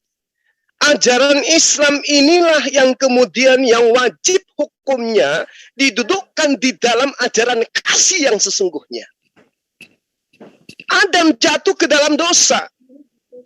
Pelanggaran yang dilakukan oleh Adam alaihissalam, kemudian Allah mengajarkan kepada Adam untuk bagaimana cara bertaubat kepadanya. Fatalaqqa Adamu min rabbih kalimatin fataba alaihi. Innahu huwat tawwabur rahim. Sungguh Allah menerima taubatnya Nabi Adam dan sungguh Allah menyayangi Nabi Adam. Jadi tidak ada dosa yang diwariskan. Ini baru namanya ajaran kasih. Kalau ajaran kasih sudah tahu berdosa, lalu kemudian anak yang baru lahir nggak tahu apa-apa juga diberi dosa, ini ajaran dari mana? Orang masih orok, belum tahu bicara, sudah diberikan dosa. Ini konsep dari mana? Fatalaqqa Adamu min rabbih kalimatin fataba alaihi innahu huwat tawwabur rahim. Adam bertaubat, Allah menerima taubatnya, keturunannya lahir dalam keadaan fitrah, suci. Lalu kemudian Allah Subhanahu wa taala mengatakan dalam data yang kami sampaikan tadi, ketika Adam alaihissalam menerima pengajaran untuk bertaubat kepada Allah, qala rabbana zalamna anfusana wa illam taghfir lana wa tarhamna lanakunanna minal khasirin. Ya Allah, ampuni kami telah menzalimi diri kami. Jikalau Engkau tidak mengampuni kami dan memberi rahmat kepada kami, niscaya kami termasuk orang yang rugi. Dijawab oleh Kejadian 5 nomor 2. Laki-laki Adam, perempuan Hawa diciptakan oleh Allah. Lalu kemudian Allah memberkati mereka dan memberi nama kepada mereka sebagai manusia. Subhanallah. Jadi kalau kita mencari tentang dosa waris di dalam kitab Perjanjian Lama, sampai alis kita pindah di bawah puting, tidak akan pernah bisa kita temukan datanya. Saya sanksi itu. Saya menjadi saksi itu. Saya katakan lagi, kumis pindah ke alis pindah ke kumis, dua-duanya sebelah kiri. Saya menjadi saksi, tidak akan pernah kita temukan ada data yang mengatakan Adam mewariskan dosa kepada keturunannya. Al-Quran menerangkan, Kejadian 5 nomor 2 menjelaskan. Masya Allah. Qala rabbana zalamna anfusana wa illam taghfir lana latarhamna lanakunanna minal khasirin. Masya Allah. Lalu kemudian diterangkan lebih jauh. Yehezkiel 18:30, Mazmur 62, 12, Pengkhotbah 12, 14. Semua manusia akan dihukum berdasarkan atas perbuatan masing-masing. Tidak ada dosa waris. Bahkan di dalam pengabaran Matius 16 nomor 27 diterangkan, Yesus akan datang dalam kemuliaan Bapaknya, dalam kurung Tuhannya, diiringi malaikat-malaikat Tuhannya. Pada waktu ia akan membalas setiap orang menurut perbuatannya masing-masing. Berarti tidak ada dosa waris. Itu poin. Lalu kemudian yang kedua, Bang Handi tolong saya diingatkan yang tadi. Yang kedua itu yang mana Bang Handi? Yang kedua itu adalah kalau Yesus itu tidak mati di salib, artinya program Tuhan gagal. Subhanallah. Justru kalau kita membaca Mazmur 91 tentang perihal anak Tuhan, jangankan mati di salib, kena kusta, kena sampar saja kagak. Tolong Bapak baca Mazmur 91. Bagaimana kemudian tipikal anak Allah yang akan dilindungi oleh Allah menurut konsep iman Kristen. Oke, poin itu sebagai materi untuk kita sama-sama belajar. Saya kembali kepada yang lebih penting tentang Yosefus bin Matyahu. Bapak menerangkan, ada oknum sejarawan namanya Yosefus Flavius. Dia adalah anak daripada Matyahu, seorang imam dari keturunan seorang imam keturunan Yahudi. Yang juga kemudian disebut sebagai penulis sejarah. Tapi kita harus mengetahui lebih jauh. Ketika Yosefus Filipus ini dijadikan sebagai narasumber untuk membenarkan konsep Bible, yang perlu dipahami adalah dia ini bukan cuma penulis sejarah, Bapak. Yosefus ini adalah satu rangkaian pasukan yang kemudian dikalahkan di Galilea pada tahun 67 Masehi. Jadi dia itu adalah orang yang terlibat di dalam peperangan antara Galilea dengan orang-orang Romawi. Artinya ada unsur politik di dalam kehidupan beliau, Sang Yosefus Flavius. Dia menyerah kepada Vespasianus, komandan Romawi pada saat itu. Kemudian dia dilepaskan. Lalu, apakah dia begitu saja pergi? Tidak. Yosefus kemudian memakai nama bapak angkatnya, Vespasianus, yaitu Flavius. Dan itu dinobatkan untuk dirinya. Lalu kemudian, melalui pengakuannya sendiri, dia menjadi orang yang ikut di dalam kelompok kerajaan kekaisaran Romawi. Apa maksudnya ini, Bapak? Setelah kemudian pada tahun 70 Masehi, ya, ketika Yerusalem itu dikepung oleh tentara Roma, apa yang terjadi? Yosefus itu terlibat nggak? Terlibat. Sehingga dia menjadi ketika kota ini jatuh di Titus, anak Vespasianus, Yosefus ini kembali kemana, Pak? Bukan kembali ke Galilea, bukan kembali ke Yudea, bukan. Tetapi dia kemana? Dia ke Roma bersama Titus, dan apa yang terjadi? Dia berfokus mengabdi kepada kerajaan Romawi. Maka tertulis sejarah-sejarah penulisan dia. Perang Yahudi dia tuliskan, sejarah kuno orang Yahudi dia tuliskan, melawan Opion juga dia tuliskan. Banyak kemudian autobiografi yang membicarakan tentang kehidupannya dia sendiri dan juga kejadian-kejadian pada masa itu. Sekarang kita bertanya dengan akal sehat. Orang yang tadinya menjadi musuh, kemudian diambil, diangkat menjadi seorang anak di dalam kekaisaran. Kira-kira ketika dia menulis pro kepada konsep yang ingin Romawi jajakan, atau konsep Yahudi yang sudah dia tinggalkan. Itu dulu. Satu hal kita harus tahu bahwa Yosefus Flavius itu adalah orang Yahudi. Dia keturunan imam yang adalah penulis sejarah. Nah, jadi kalau itu kita jadikan sebagai sandaran, ya cocok. Anda ingin menjadikan penyaliban Yesus itu sebuah konsep iman dengan mendudukkan yang Anda katakan sejarawan, betul cocok. Kenapa? Karena Paulus in the gang menuliskan tentang penyaliban dengan mengais-ngais kitab perjanjian lama, kitabnya orang Yahudi. Tidak lain dan tidak bukan untuk menjajakan konsep ketuhanan kepada orang Romawi. Jadi kalau Yosefus kemudian menuliskan tentang terjadinya itu supaya diimani oleh orang Romawi, ya betul. Memang itu yang saya katakan tadi. Orang Roma punya konsep ajaran Trinitas, mengakui dewa mereka nusul menjadi manusia, tetapi mereka tidak punya kitab.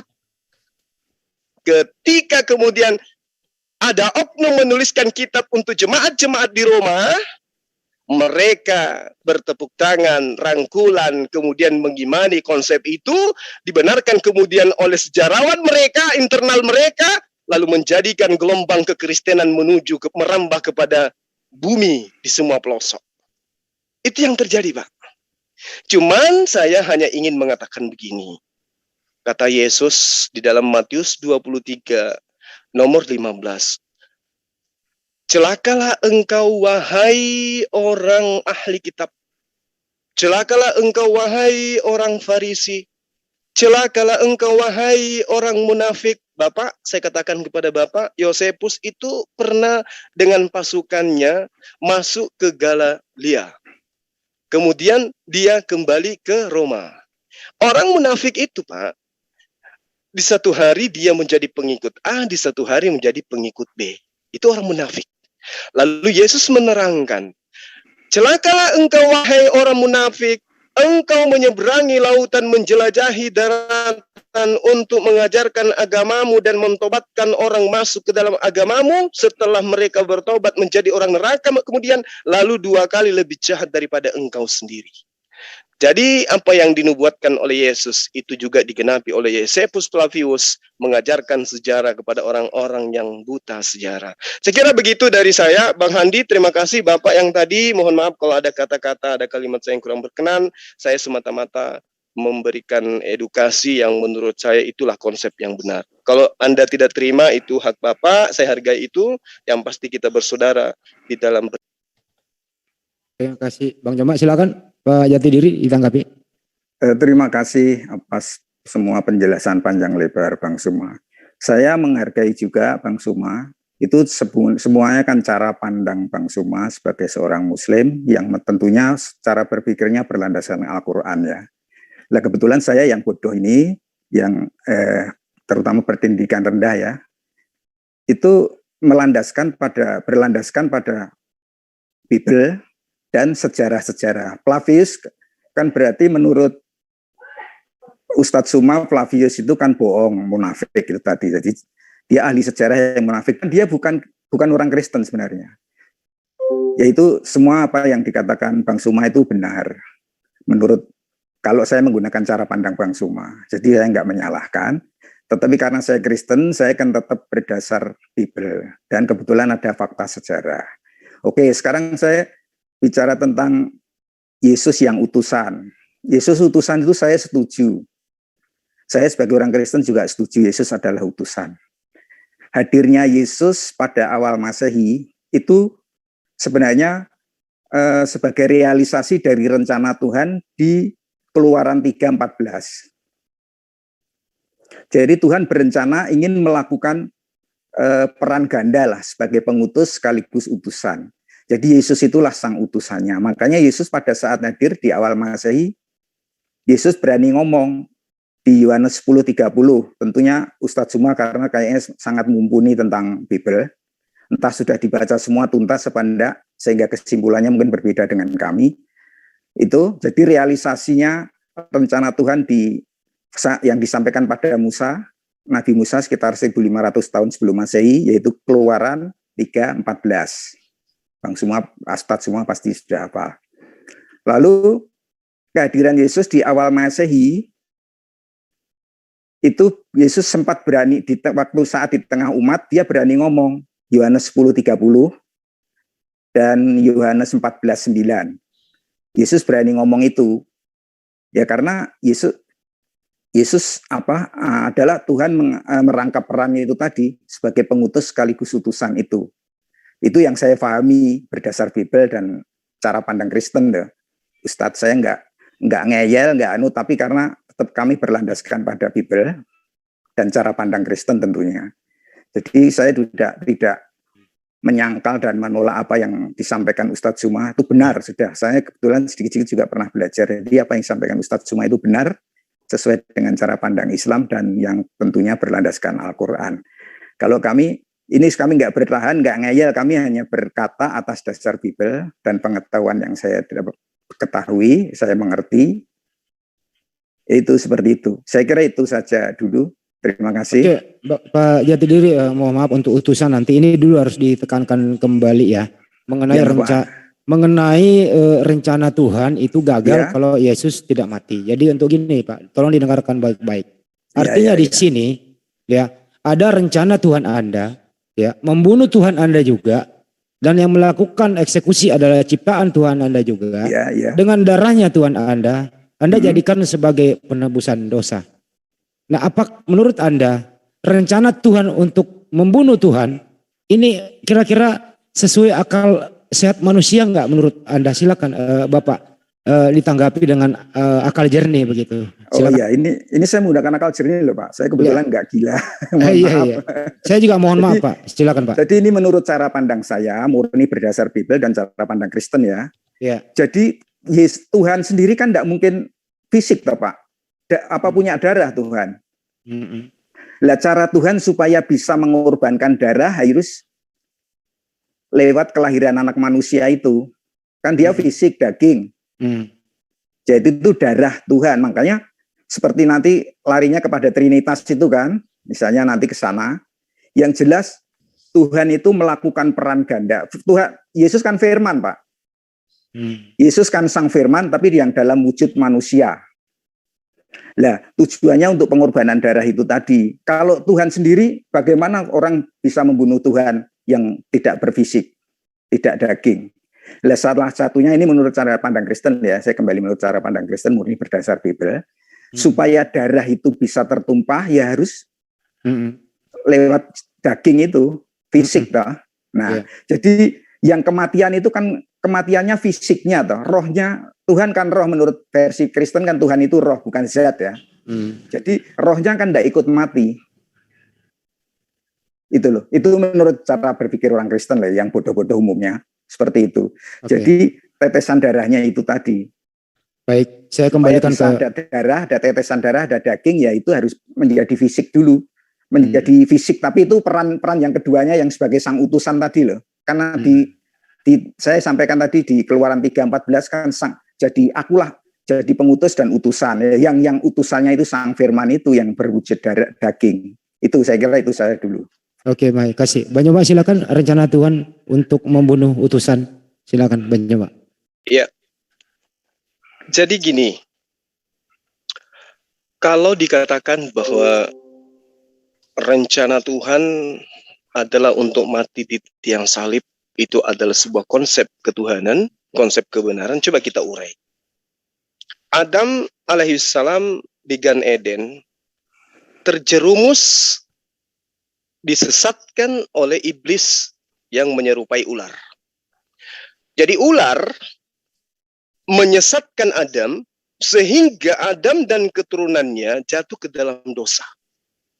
Oleh karena perbuatan iblis kemudian, maka Adam dan keturunannya jatuh ke dalam dosa. Akibatnya apa? Keturunan Adam itu kudu masuk ke dalam neraka. Itu poin. Lalu pertanyaannya kemudian adalah, bagaimana caranya supaya anak keturunan Adam itu masuk ke dalam surga atau tidak masuk ke dalam neraka? Sementara mereka ini sudah jatuh ke dalam dosa akibat ulah iblis. Tolong dicatat. Di awal Adam jatuh ke dalam dosa oleh karena disesatkan oleh iblis. Iblis berhasil membuat Adam dan keturunannya jatuh ke dalam neraka sehingga jatuh ke dalam dosa sehingga mereka akan menjadi penghuni neraka. Nah, berjalannya waktu, iblis mengiringi perjalanan kehidupan keturunan Adam. Tibalah di abad pertama. Lagi-lagi iblis berulah. Apa ulah iblis? Iblis membisiki Yudas agar supaya Yudas mengkhianati Yesus. Apa akibat daripada pengkhianatan Yudas kepada Yesus? Yesus ditangkap. Apa upah daripada penangkapan Yesus? Yesus disalib. Apa upah dari buah hasil penangkapan dan penyaliban Yesus? Dosa waris ditebus. Coba kita urai dengan menggunakan akal sehat. Di awal episode pertama, iblis menjatuhkan Adam dan keturunannya ke dalam dosa, sehingga menyusahkan dosa waris. Episode kedua, iblis lupa ingatan. Dia kena penyakit sindrom akal. Tiba-tiba dia kehilangan akal sehatnya si iblis, sehingga dia lupa bahwa tadinya dia yang menyebabkan Adam dan keturunannya masuk ke dalam neraka melalui dosa waris. Dia lagi yang menebus dosa waris itu sendiri dengan cara tidak langsung melalui Yudas melalui tentara Romawi melalui Yesus menebus dosa manusia yang disebabkan oleh iblis itu tadi. Rancu nggak di sini, Bang Handi? Ya. Ini rencana Tuhan atau rencana iblis, Bang Handi? Sepertinya yang pernyataan kedua itu, Tuhan nggak mungkin berencana yang seperti itu. Subhanallah. Jadi ketika dikatakan tadi akan gagal rencana Tuhan, saya hanya ingin mengatakan begini. Seperjalanan kehidupan manusia, Yehezkiel 18:19, Yehezkiel 20 nomor 19, kemudian Ulangan 11 nomor 1, kemudian ditetapkan di Malaki 4 nomor 4, diterangkan dengan jelas juga di dalam Kejadian 25 nomor 5, bahwa untuk selamat memperoleh hidup yang kekal, itu adalah tunduk taat kepada kewajiban manusia terhadap segala perintah, ketetapan, dan hukum-hukum Tuhan. Bukan kepada penyaliban. Untuk mendapatkan hidup yang kekal, Yesus pun menerangkan di dalam Matius 19 nomor 17, kalau saya nggak salah ingat. Diterangkan bahwa jika engkau mau hidup, maka hanya ada satu, yaitu turutilah segala perintah Allah. Maka endingnya kemudian dan disajikan adalah bukan setiap orang yang menyeru akulah Tuhan dengan segala konsep yang dia buat, ya, akan masuk ke dalam kerajaan Tuhan, melainkan dia yang melakukan ketetapan-ketetapan segala perintah dan hukum-hukum Bapa. Lalu mana penyaliban? Kok Yesus tidak ngajarkan? Ternyata Yesus menguraikan keselamatan untuk mendapatkan hidup itu adalah tunduk taat terhadap segala perintah dan ketetapan serta hukum-hukum Tuhan. Kejadian 25 nomor 5, Ulangan 11 nomor 1, Meliaki 4 nomor 4, kemudian Yehezkiel 20 nomor 19 dan juga Yehezkiel 18 nomor 9. Subhanallah. Jadi tidak ada itu dosa waris, tidak ada itu kegagalan Tuhan, nggak ada. Justru kalau kita berbicara mengenai kegagalan Tuhan, maka saya ingin bertanya kepada Kristen sedunia. Oleh karena iblis membisikkan Yudas, Yudas berkhianat, tentara Romawi menangkap Yesus, Yesus disalibkan, dosa-dosa Kristen berguguran, apa upah bagi iblis yang menjadi unsur penyelamat bagi Kristen? Karena iblis punya peranan penting. Untuk membebaskan Kristen dari dosa waris, iblis harus diberi hadiah. Karena dialah kemudian si iblis ini, Yudas berkhianat. Karena Yudas berkhianat, Yesus ditangkap. Karena Yesus ditangkap, Yesus disalib. Karena Yesus disalib, Kristen tepuk tangan. Hore, hore, kita bebas dari dosa waris. Apa hadiah buat iblis? Apa hadiah buat Yudas? Apa hadiah buat tentara Romawi? Yang karena ulah mereka, Kristen semua dibebaskan dari dosa waris. Seluruh Kristen sedunia, tolong jawab saya. Hadiah apa yang diperuntukkan untuk iblis, Yudas, dan tentara-tentara Romawi yang menyalibkan Tuhan kalian sehingga kalian mendapatkan penebusan dosa? Jadi kembali kepada pertanyaan tadi Bang Handi, yang gagal Tuhan atau iblis? Iblis. Subhanallah. Saya kira begitu. Kemudian sedikit Bang Handi, saya ingin mengurai yang tadi yang dikatakan oleh sahabat kita, Yesus itu adalah Tuhan itu sendiri karena dia mengatakan di dalam Yohanes 10 nomor 30, akulah dia. Aku dan Bapa adalah satu. Kalau hanya karena Kejadian berapa tadi? Kita berapa tadi yang disebut oleh sahabat kita? Keluaran 3 nomor 14 katanya. Firman Allah kepada Musa, aku adalah aku. Lagi firmannya begini, kau katakan kepada orang Israel, akulah aku, ego emi. Sehingga Yesus itu adalah Bapa itu sendiri. Na'udzubillah, tsumma na'udzubillah. Yesus menerangkan Yohanes 10 nomor 30 itu tidak sedang menceritakan tentang dirinya adalah Bapa ketika dia mengatakan aku dan Bapa adalah satu. Satu apa yang dimaksud di sini? Satu kehendak, satu ajaran, satu misi. Maka Yesus tidak berkata-kata dari dirinya sendiri. Yesus tidak bisa berbuat apa-apa dari dirinya sendiri. Kalau Bapa sang penguasa jagat raya, kenapa Yesus tidak dapat berbuat apa-apa dari dirinya sendiri? Oh, itu karena dia manusia. Katanya Bapa dan aku satu. Lalu adakah dalil yang membantah itu? Ada.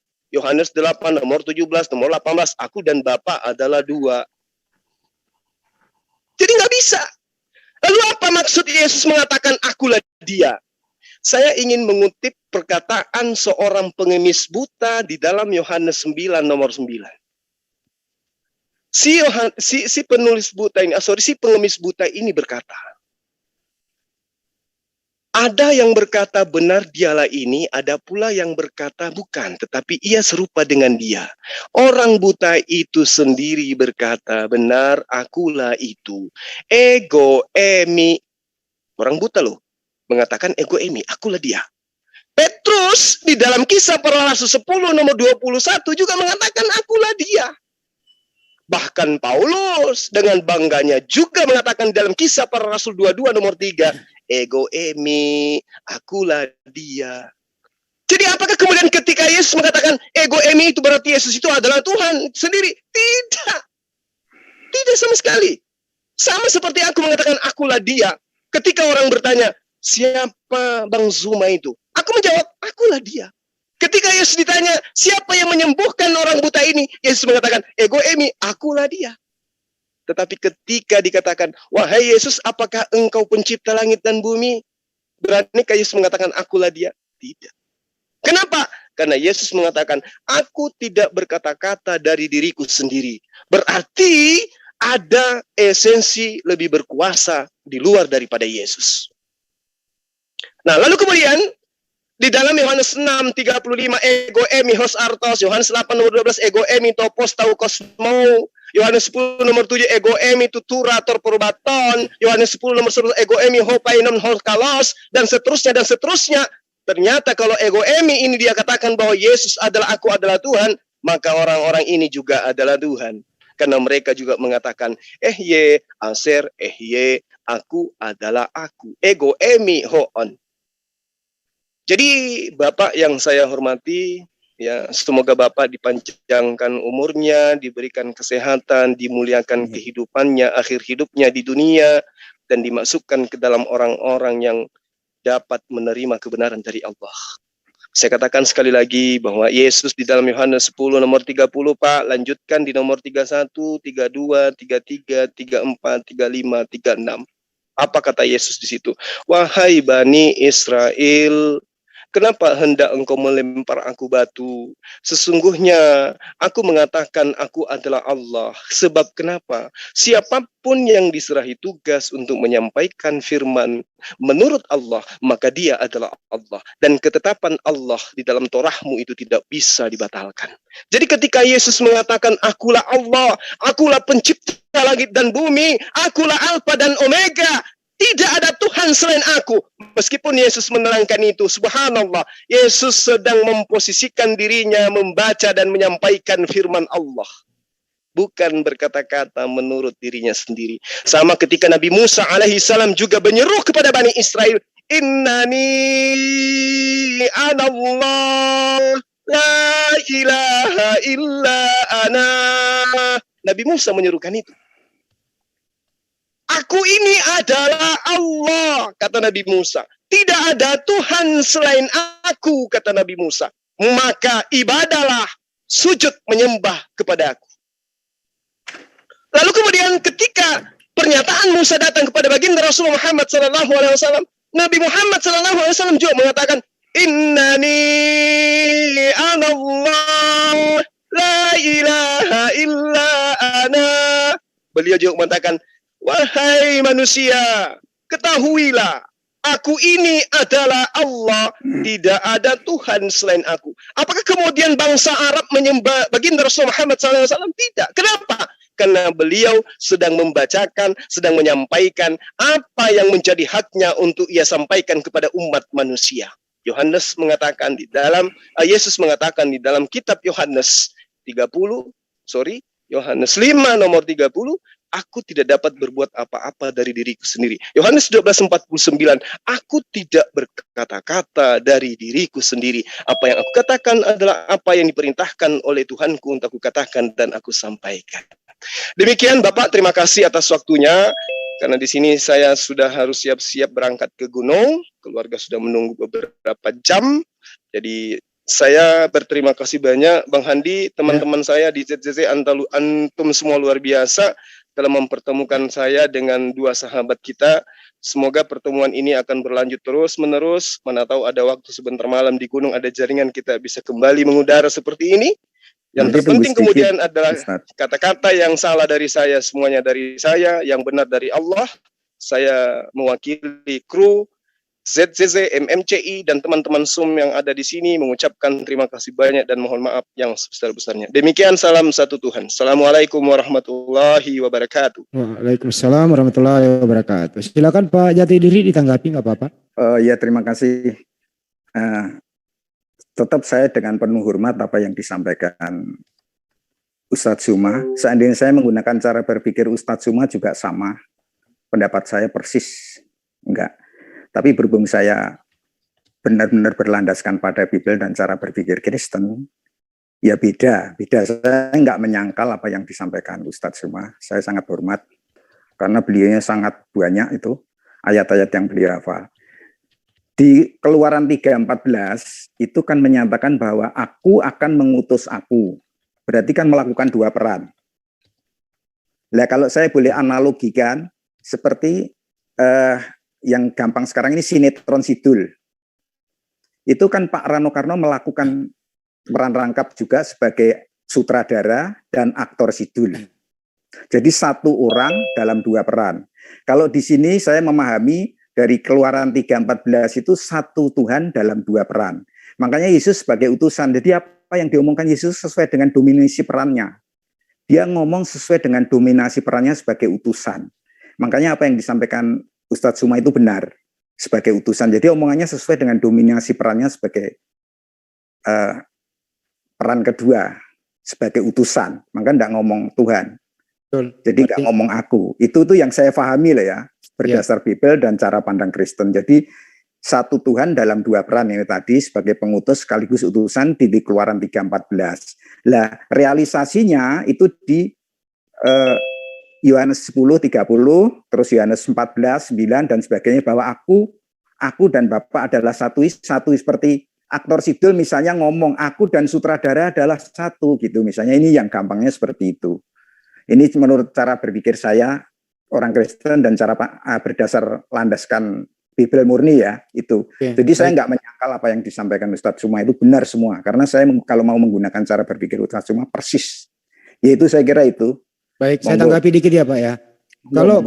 Kalau peran Yesus itu adalah utusan, artinya benar Pak. Yesus tidak pernah mengatakan peran dia adalah pengutus. Kita setuju di situ. Yang problem di sini adalah program atau nubuatan ya. Yesus harus mati dengan darahnya menebus dosa itu. Bukankah di Yeskiel 18:20 mengatakan itu dosa ditanggung masing-masing Pak? Iya. Anak tidak menanggung dosa bapaknya, bapaknya tidak menanggung dosa anaknya. Kalau ini diingat Pak. Ya mohon maaf kalau ini diingat gitu. Terus diaplikasikan dalam kehidupan sehari-hari. Artinya itu setiap manusia bertanggung jawab atas perlakuannya selama hidup di dunia ini. Dan apa sinkronnya dengan matinya Yesus di tiang salib? Kalau masih ada dosa yang ada pada diri Anda harus dipertanggungjawabkan nanti. Gitu loh. Ini kalau begini ada kegagalan dan cacat logika Pak. Silakan Pak. Iya, oke. Begini Pak. Kalau menurut cara pandang Kristen yang murni berdasar Bible, semua orang bisa menikmati nikmat dunia surga itu semuanya atas inisiatif Tuhan. Jadi kita nggak bisa misalnya kalau dalam Islam kan mungkin kita bisa ke surga karena amal dan sebagainya. Kalau di dalam Kristen nggak bisa, Pak. Ini versi Kristen ya, Pak. Jadi saya nggak menyangkal itu. Kalau ini kita menggunakan Bible. Jadi semua kita bisa menikmati nikmat surga itu memang atas kemurahan Tuhan, bukan atas jerih payah kita. Jadi semua untuk menolong manusia itu semuanya inisiatif Tuhan. Salah satunya adalah pengorbanan darah tadi. Terus Yesus di sini yang tadi melakukan peran kedua. Bukan Yesus melakukan peran Tuhannya Adam itu melakukan dua peran sebagai pengutus sekaligus utusan. Utusannya itu dengan nama Yesus itu tadi. Kan di situ ada itu Bapak baca aja di Keluaran 3:14. Di situ aku akan mengutus aku. Berarti kan ada dua peran itu. Ya nggak apa-apa, Pak. Nggak apa-apa itu. Gini aja Pak. Di situ ada dua peran toh Pak. Ini yang saya pahami lah Pak. Iya, bisa dipersingkat aja Pak gini Pak. Dipersingkat aja karena waktu udah mau sholat zuhur nih. Iya. Kalau memang Yesus itu menebus dosa manusia dengan darahnya atas inisiatif Tuhan gitu ya. Pak Jati Diri sampai saat ini masih punya dosa nggak Pak? Ya saya enggak tahu. Kalau saya sebagai manusia saya menyadari saya punya dosa, tapi di hadapan Tuhan saya enggak tahu. Kalau saya benar-benar kan yang mengetahui Tuhan itu. Saya ngomong tidak punya padahal Tuhan tahu bahwa saya berdosa. Kalau Anda sendiri Pak, saya manusia kan enggak ada yang manusia yang suci toh Pak. Oke. Kalau begitu apa sinkronnya apa relevansinya Yesus dengan darah-darahnya yang Anda anggap menebus dosa, kalau Anda sendiri mengatakan masih punya dosa? Kan enggak connect, Pak. Lah, kalau saya mengikuti Yesus persis apa adanya, saya masih berbuat dosa. Berarti kan saya enggak mengikuti dosa ajaran Yesus sepenuhnya toh, Pak. Berarti kan saya tetap dosa, Pak. Kalau begitu masih ada upaya, Pak. Begini. Ya. Misalnya saya begitu ikut Yesus terus mati, jelas saya sudah tertebus, Pak. Kalau saya masih dalam perjalanan hidup ini kan saya masih melakukan dosa, Pak. Berarti kan saya nggak ngikuti ajaran Yesus sepenuhnya, hanya saya Kristen dibaptis itu saja, toh Pak.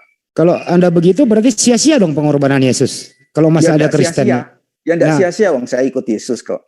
Kan Iya, saya yakin bahwa Yesus akan menolong saya, toh Pak.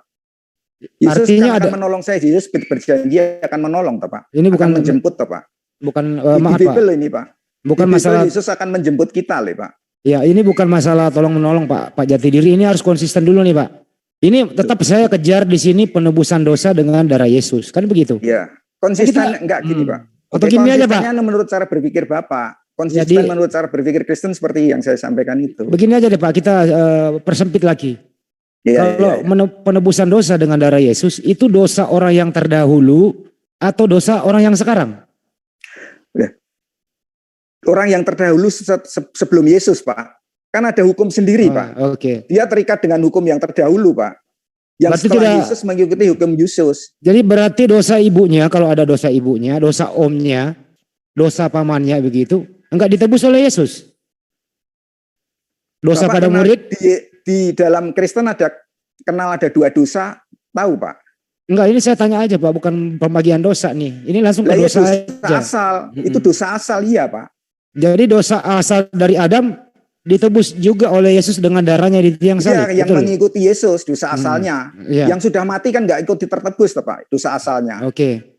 Artinya semua orang yang terdahulu termasuk ibu dan paman dan keluarga Yesus itu tertebus dosa asal dari Adam, betul? Loh, kok yang nebus kan Yesus, toh, Pak. Iya, tertebus dengan darahnya Yesus, kan betul ya? Lah sebelum Yesus kan dia nggak masuk kurun Yesus, toh, Pak. Dia mengikuti hukum sebelum Yesus, Pak. Jadi manusia terdahulu nggak ada urusannya dengan darah Yesus di tiang salib. Loh, itu urusannya dengan Tuhan. Enggak ini tolong Program Pak. versi Tuhan yang terdahulu, program Tuhan yang terdahulu ada penebusan dosa menurut program Tuhan yang terdahulu sebelum Yesus. Atau gini, saya permudah lagi. Hidup sejaman dengan Yesus. Yang hidup sejaman dengan Yesus, terutama yang mengeksekusi Yesus dan tentara Romawi itu, apakah tertebus juga dengan darah Yesus di tiang salib? Lah, dia mengeksekusi kan dia berbuat dosa, toh, Pak. Tapi kalau Walaupun nggak ada, itu tugas loh, itu tugas negara, dia tetap berbuat dosa, toh, Pak. tapi Dia kalau kan nggak, nggak mengaku Yesus, nggak Iya. ikut Yesus. jadi nggak ada, jadi dosa mereka ini nggak ditebus oleh darah Yesus. Dosa asalnya kan ada dosa asal dan dosa perbuatan, Pak. Ya oke lah dosa. Perbuatannya masih ditanggung. Oke, dosa asal udah kita buang dulu. Dosa perbuatan orang-orang yang sejaman dengan Yesus, buang dosa asal dulu ya.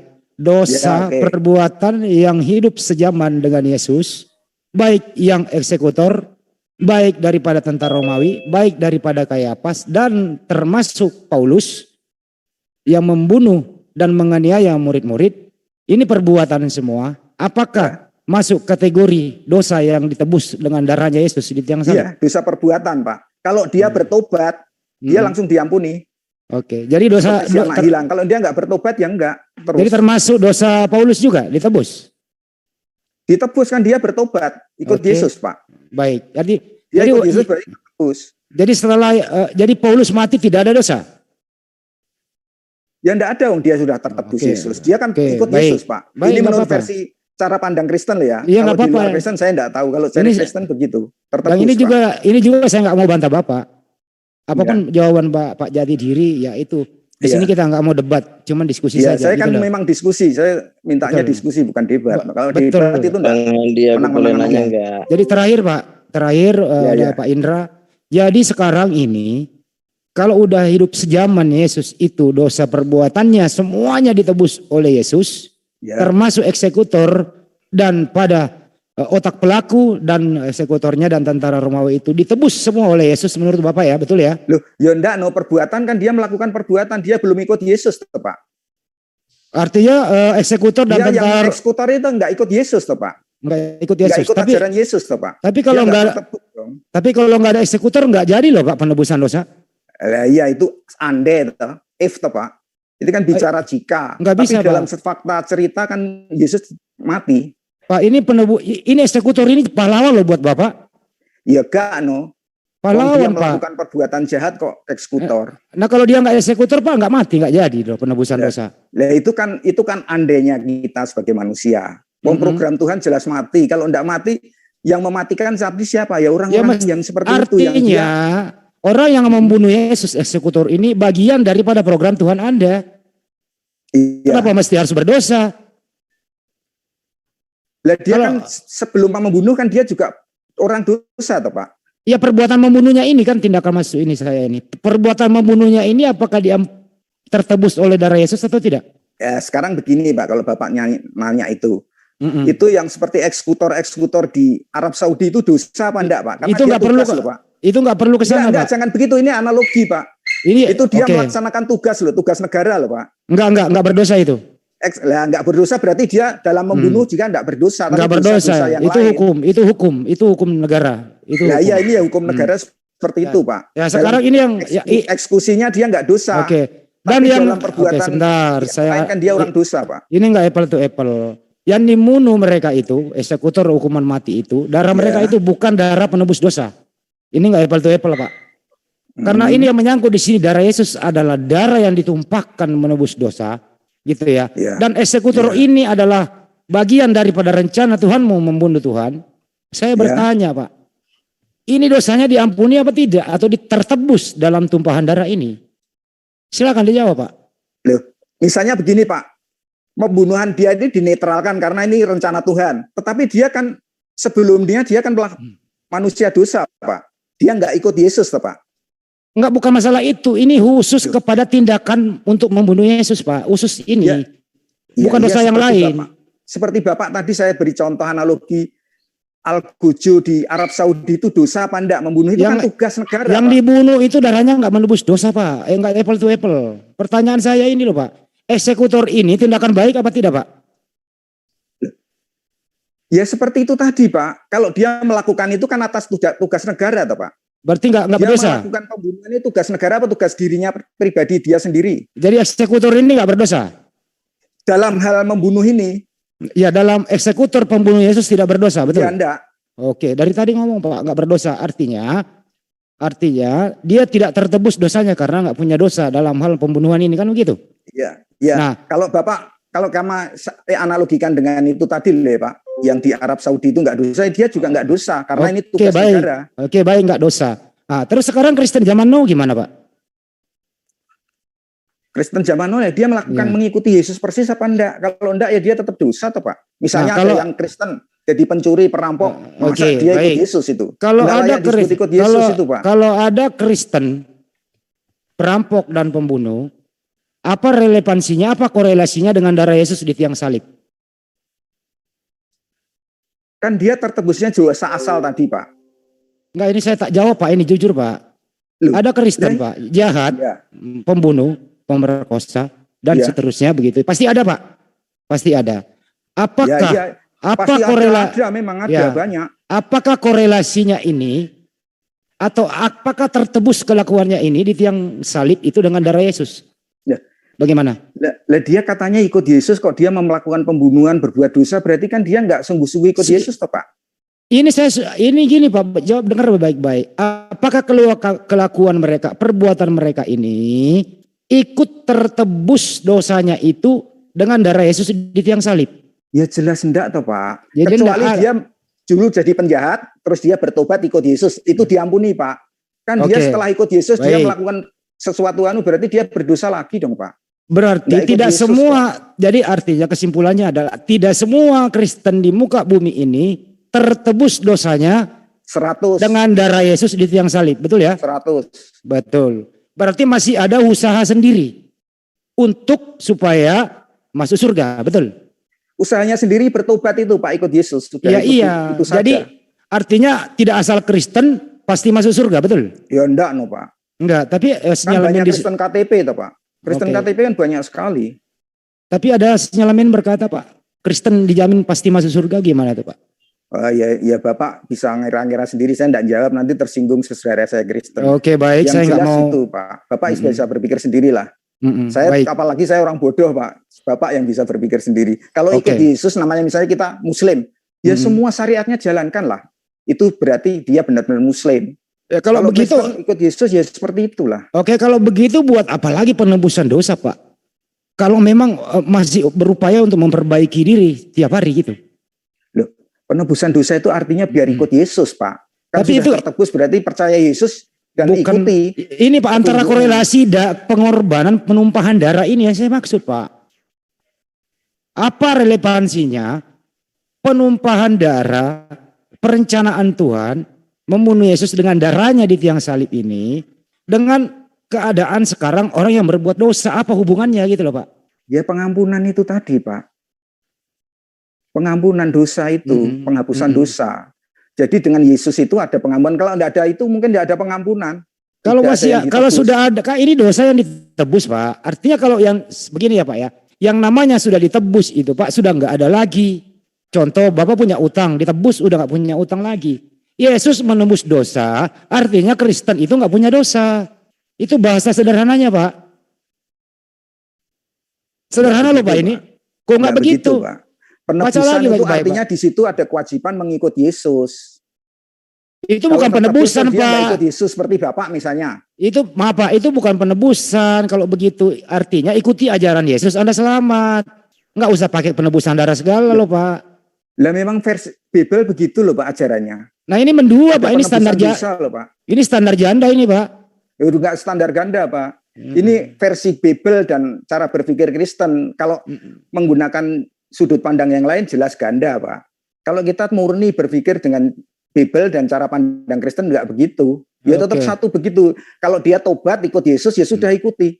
Kalau masih Jadi- berbuat dosa berarti dia nggak ikut Yesus sungguh-sungguh kan gitu Pak. Jadi Bapak tetap konsisten bahwa Yesus memang harus menumpahkan darah menembus dosa ya Iya. Pak ya. Berdasarkan Bible loh, Pak. Berdasarkan Iya. Bible loh, Pak. Mm. Yang saya ketahui, enggak tahu kalau Kristen lain enggak begitu. Tapi yang saya ketahui penebusan dosa itu semuanya rencana Tuhan dengan tetesan darah. Oke. Mulai sejak manusia pertama. Oke, artinya rencana Tuhan, program Tuhan memang harus membunuh Tuhan dengan ciptaannya sendiri supaya menebus dosa dengan darahnya gitu ya. Ya, Iya, baik. Ya. Siapa yang mau bicara lagi tadi? Pak Indra Mose silakan. Atau Bang Juma lagi silakan. Ini semakin seru ini. Saya sedikit aja, Bang Anda, Ya, monggo. kepada Pak Jati ya, Pak Jati. Pak Jati, iya Pak, monggo Pak. Terima kasih Pak atas salam kenal. mungkin saya satu pertanyaan aja Pak Jati. Iya Pak. Ya, tolong didengar, simak baik-baik ya. Iya.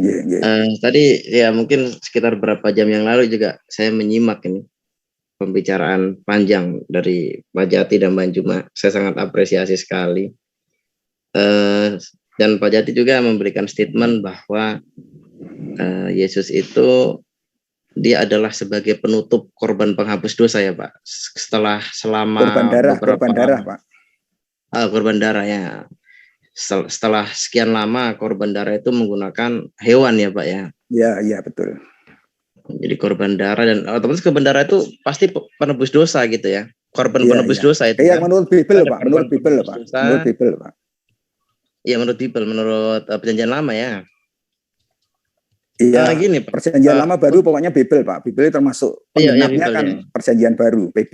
Betul. Jadi gini Pak, seperti kita ketahui bahwa di perjanjian lama ketentuan untuk korban penebus dosa itu kan dagingnya harus dimakan itu. Kan ada korban bakaran itu nggak dimakan. Kalau korban penebus dosa itu harus dimakan dagingnya. Nah pertanyaan saya, apakah daging Yesus itu dimakan Pak? Itu aja Pak. Oh gitu Pak. Sudah Pak. Kenapa tidak Pak? Kan ketentuannya. Enggak maksudnya korban sudah. penebus Bapak, dosa pertanyaan harus Bapak dimakan, ini Pak, sudah mau dagingnya. saya jawab. Maksudnya mau saya jawab. Sudah. Oh iya. Jadi karena Yesus sendiri kan masih utuh Pak ya. Darah dagingnya akhirnya sampai dimakamkan wafat itu kan masih utuh kan. Walaupun dia mati, darahnya kan sudah habis. Tapi dagingnya kan tidak dibagi-bagikan seperti anu. Lah sebelum Yesus tertangkap dan dihukum mati, perjamuan terakhir di Bapak baca aja di perjamuan terakhir di Bible Pak. Bahwa dia akan melakukan pengorbanan, akhirnya dia menggunakan roti inilah darah dan dagingku sebagai. Jadi dia sudah seolah-olah roti yang dibagikan itu darah dagingnya yang dikorbankan itu. Sebelum dia mau dibunuh kan dia sudah bernubuat itu Pak. Itu Bapak berarti, baca aja. Jadi bukan dagingnya asli karena dagingnya kan utuh Pak. Dagingnya kan nggak tercapik-capik dibagi-bagikan enggak Pak. Sebagai gantinya roti yang yang dibagi-bagikan seolah-olah darah dagingnya. Ada Darah Pak di dagingnya. perjamuan terakhir di nubuat dia sebelum dia mau dibunuh, dia sudah bernubuat. Berarti gini Pak Jati, berarti roti itu adalah sebagai Seolah-olah pengganti darah daging dan Yesus. Iya, betul.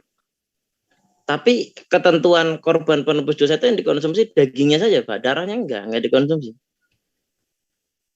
Iya, kan Yesusnya kan dagingnya nggak dibagi-bagikan, dia masih utuh dikubur, masih utuh toh, Pak. Sebagai gantinya Iya, nah dari itu nubuat pertanyaan itu. saya Mm-mm. yang paling utama. Kenapa Iya, kok iya. darah dagingnya itu enggak dimakan gitu loh?